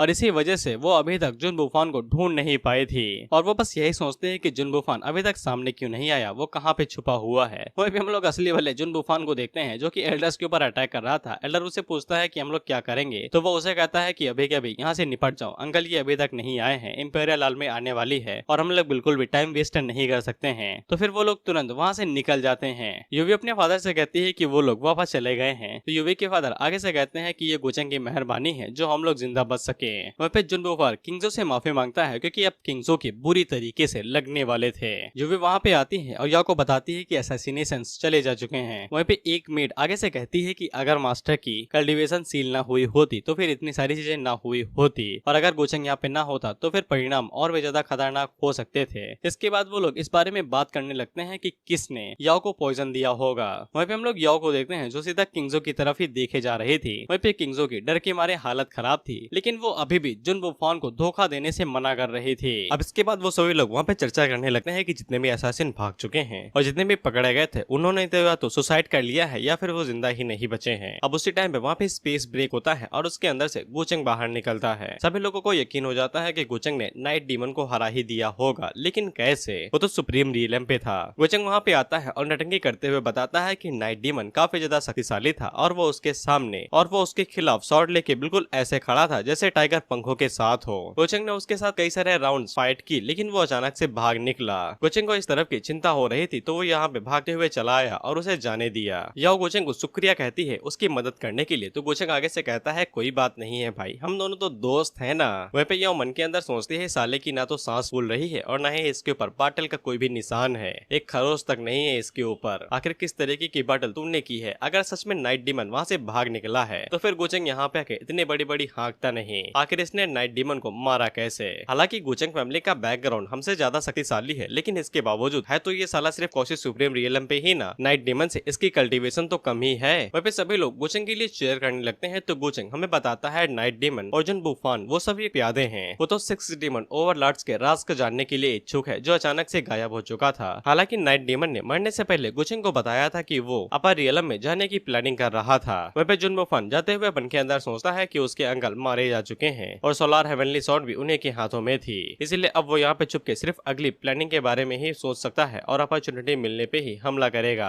अब इसके बाद गोचंग याओ से पूछता है कि उसके पास कोई भी लीड है कि किसने उसे धोखा दिया है, किसने गद्दारी की है, जिसपे याओ किंगजो की तरफ देखते हुए कहती है कि मुझे किसी ऐसे ने धोखा दिया है जिसके मैं काफी ज्यादा क्लोज थी, मेरी बेवकूफी और घमंड की वजह से मैं मार खा गई। जिसपे किंगजो वहाँ पे घुटने पे आ जाती है और याओ से कहती है कि उसे ने धोखा दिया है, उसे मार दिया जाए। और वो आगे से आंसू बहाते हुए कहती है कि उसे खाने में जहर नहीं मिलाना चाहिए था। हालांकि याओ उसे कहती है कि 700 साल पहले तुम बस एक बांस का टुकड़ा थी और तुम्हें ऑक्सीडीमन खाने वाला था, मैंने तुम्हें बचाया और यहाँ पे इंपीरियल पैलेस लेके आया, मैंने तुम्हें कभी भी गंदी तरीके से ट्रीट नहीं किया, क्या मरने से पहले तुम मुझे कोई एक्सप्लेनेशन नहीं देना चाहोगी? लेकिन किंगजो आगे से कुछ भी नहीं कहती है, बस मारने को ही कहती रहती है, जिससे याओ को और भी ज्यादा गुस्सा आता है क्योंकि वो उसे एक मौका देना चाहती थी जिंदा छोड़ने का। वहीं पे उसकी दूसरी सर्वेंट उसे कहती है तुम्हारा दिमाग खराब है, तुम अभी भी किसी को बचाने की कोशिश कर रही हो, तो फिर याओ को यहाँ पे मजबूरन कहना ये पड़ता है कि इसे टॉर्चर रूम के अंदर लेके जाओ और कस के टॉर्चर करो। वहीं पे गुचेंग याओ से इम्प्रेस हो जाता है क्योंकि एक महारानी होने के नाते वो यहाँ पे हल्की या फिर सॉफ्ट नहीं पड़ सकती है, उसे कदम यहाँ पे सख्त तरीके से उठाने ही पड़ेंगे। वहीं पे गुचेंग आगे बढ़ता है जो कि मसाला डालते हुए कहता है कि ये तो छोटी बच्ची है, इसको टॉर्चर करना काफी ज्यादा बुरी बात रहेगी, क्यों ना हम लोग इसकी सोल को ही सर्च कर ले। अब इसे किंगजो पसीने में भीग गए क्योंकि सोल सर्च से किसी भी चीज के बारे में पता लग सकता है। बेसिकली टेप रिकॉर्डर की तरह होता है, जिसे चाहे वैसे खोल के देख लो। बाकी सभी डिसाइपल भी आगे से यही कहते हैं कि अगर ये बात नहीं करना चाहती है तो फिर हमें इसकी सोल सर्च करनी चाहिए। वहीं पे जुन वुफान का आगे से मुंह बन जाता है कि गुचेंग ने दोबारा उसकी सभी प्लानिंग के ऊपर पानी फेर दिया। तो फिर किंगजो वहाँ पे बात करने लगती है और बताती है कि नाइट डेमन ने उसे ढूंढा था और उसके साथ कोऑपरेट करने के लिए उससे पूछा था। आगे शायद ये जुन वुफान के बारे में बताने वाली थी या नहीं, लेकिन उससे पहले जो वुफान अपने पॉइजन को एक्टिवेट कर देता है जिससे ये हवा बन के हवा में ही गायब होने लगती है। गुचेंग आगे से कहता है कि ऐसा लगता है कि असली कल्प्रिट यहाँ से चला गया है। इसकी भी बात बिल्कुल उसी तरीके से हो रही थी जैसे कि बाकी पकड़े गए कल्प्रिट्स के साथ हुई थी, यानी कि इसी तरीके से धूल मल के गायब हो जाना। वहीं पे इसका भी अब बुरी तरीके से कट चुका था, जुन वुफान ने इसका काट दिया। वहीं पे या उसे कहती है बेवकूफ। गुचेंग उसे कहता है कि चलो किंगजो तो मर चुकी है, लेकिन हम अभी लोग भी कुछ चीजों को पीछा करके असली कल्प्रिट को पकड़ सकते हैं। वहीं पे जुन वुफान आखिर में कहता है कि किंगजो मैं तुम्हारी मौत को ऐसे ही जाया जाने नहीं दूंगा। अब इसके बाद हम लोग रात के टाइम पे या और गुचेंग को देखते हैं जहाँ पे याओ पीछे लेके बात ले रही थी और गुचेंग से कहती है कि अगर मैंने तुम्हें पीछे रिजेक्ट कर दिया होता तो आज साला मैं यहाँ पे ना होती। आपका मतलब क्या है इससे मीम साहब? इस पे याओ आगे से कहती है कि अगर मैंने तुम्हारे लिए हाँ ना कहा होता तो आज डीमन वर्ल्ड मेरी मैयत की तैयारियां कर रहा होता। गुचेंग आगे से कहता है कि आप बेफालतू में चिंता कर रही हैं, ऐसा कुछ भी नहीं है। वैसे भी पूरी दुनिया एक दूसरे से जुड़ी हुई है और ऐसा लगता है कि हम दोनों की किस्मत भी एक दूसरे से जुड़ी हुई है। या उसे कहती है कि कभी कभी मुझे ऐसा लगता है कि तुम सच में यहाँ पे कुछ छुपे हुए मकसद लेके आए हुए हो। जितना मैं तुम्हारे बारे में जानती हूँ उतना ज्यादा मुझे कमाल का फील होता है। अगर तुम डीमन वर्ल्ड से होते तो फिर मुझे पक्का यकीन था कि तुम्हें जुन वुफान के रिकार्नेटेड वर्जन होते और तुम जानबूझ के मुझे यहाँ पे ट्रैप में फंसा रहे हो। गुचेंग आगे से हंसते हुए कहता है कि आप कुछ ज्यादा ही सोच रहे हैं, आपको थोड़ा कम सोचना चाहिए। और मन के अंदर सोचता है कि ये बात सही है कि मैं तुम्हें यहाँ पे फंसाने के लिए ही आया हूँ। या आगे से कहती है कि अब कुछ भी नहीं किया जा सकता है, तुम कोई अच्छे इंसान नहीं हो। मतलब कि गुचेंग को जो चाहिए वो लेके ही रहेगा, फिर वो चाहे प्यार से ले या फिर छीन के। या उसे ये भी कहती है कि मुझे तुम्हारे अंदर से कोई भी इमोशन फील नहीं होता है कि तुम्हारे जैसे इंसान के ऊपर पूरे दिल से भरोसा किया जा सकता है। गुचेंग उसकी कमर को पकड़ लेता है और उसे नीचे गिरा के उससे कहता है कैसी बातें करती हो, पूरा भरोसा किया जा सकता है, इस दुनिया में सबसे ज्यादा भरोसेमंद इंसान मैं ही तो हूँ। गुचेंग उसकी कमर को पकड़ लेता है और उसे नीचे गिरा के उससे कहता है कैसी बातें करती हो, पूरा भरोसा किया जा सकता है, इस दुनिया में सबसे ज्यादा भरोसेमंद इंसान मैं ही तो हूँ। या उसे कहती है कि ये कुछ ज्यादा ही जल्दबाजी नहीं हो रही है। गुचेंग आगे से कहता है कि ये जल्दबाजी नहीं है, मैं बस थोड़ा सा उत्साहित हो चुका हूँ, जिससे याओ आगे से शर्माने लगती है। लेकिन वो दोनों आगे बढ़ पाते कि इससे पहले ही वहाँ पे याओ का सर्वेंट आता है और उसे बताता है कि व्हाइट एंड ब्लैक एकेडमी के अंदर जो भी लोग किंगजो के साथ जुड़े हुए थे उन सभी लोगों को बुला लिया गया है। इसीलिए इन दोनों की प्लानिंग यहीं पे रुक जाती है, जिसके बाद गुचेंग अपनी कुटिया में वापस चला आता है जहाँ पे लूसेन थी और वो गुचेंग को चिढ़ाते हुए कहती है कि डीमन वर्ल्ड का हीरो वापस आ गया है। क्या महारानी आज तुम्हें कंपनी नहीं देने वाली थी पूरी रात? ऐसा लगता है कि तुम उदास हो गए हो। गुचेंग उसके पास जाता है और उसे कहता है कि एक मेड के तौर पे जब भी तुम अपने मास्टर को देखो तो उसके लिए चाय बनाना चाहिए। इसके बाद वो कुर्सी के ऊपर लात मार के उसे नीचे गिरा देता है और उसे कहता है कि जल्दी से चाय बना के लेके आओ। अब इसके बाद हम लोग देखते हैं कि यहाँ पे याओ उन लोगों को नाम लेती है जो कि सबके दायरे के अंदर है। सबसे पहले तो जुन वुफान आता है, इसके बाद यूवी आती है, फिर लाओटियान, ये गैंग और हान ली। याओ आगे से कहती है कि इन लोगों को छोड़ के किसी के ऊपर भी ज्यादा शक नहीं किया जा सकता है। पता नहीं इसके अंदर और भी कितने ज्यादा लोग फंसे हुए होंगे। वहीं पे याओ को ये भी याद आता है कि माउंटेन के ऊपर गुचेंग ने जानबूझ के जुन वुफान को उसके असली नाम से बुला लिया था। इसलिए यूवी को ये भी शक हो रहा था कि कहीं इसने जानबूझ के किया था या फिर ये कुछ अपने मकसद के लिए कर रहा था। इसके बाद वहाँ पे याओ अपने सर्वेंट्स को ऑर्डर देती है, ये हमें नहीं बताया जाता है। फिर उसके बाद सीन शिफ्ट होके जुन वुफान के ऊपर आ जाता है जहाँ पे इसके गार्ड्स इसे बताते हैं कि याओ अब हम लोगों को ढूंढने के लिए पूरा डीमन वर्ल्ड ऊपर से नीचे करे दे रही है। ऑपरेशन तो फेल रहा और इससे हमें काफी ज्यादा दिक्कत भी हुई, आगे से हमें सावधान रहना पड़ेगा। जिसपे जुन वुफान आगे से कहता है कि हम लोगों ने इतनी सारी मेहनत की लेकिन वो सब कुछ बर्बाद चला गया। याओ ने इतने सालों तक काफी ज्यादा मेहनत की है और उसने कई सारे लोगों का दिल जीत लिया है। कई सारे लोग उसे सपोर्ट कर रहे होंगे, लेकिन मैं वहाँ पे एनिमीज के साथ फाइट कर रहा था उनके लिए, तो फिर मेरे ऊपर कोई भी शक नहीं होगा। लेकिन अंकल ये के बारे में अभी भी कोई न्यूज नहीं है, पता नहीं वो कहाँ पे हैं। शायद से उन्हें काफी ज्यादा गहरी चोटें लगी हैं, तो वो शायद से हील कर रहे होंगे। जिसके बाद जुन वुफान बाइकुन के बारे में सोचते हुए कहता है कि मेरे फादर ने कहा था कि उनका एक पुराना दोस्त है जो कि मुझे कुछ जरूरी चीज देगा, पता नहीं वो पर्सन यहाँ पे कब आएगा। मेरी उम्मीदें उसी के ऊपर टिकी हुई हैं, शायद से वो टेबल का तख्त खाता बदल दे। और इसी के साथ हमारा ये एपिसोड यहाँ पे खत्म होता है।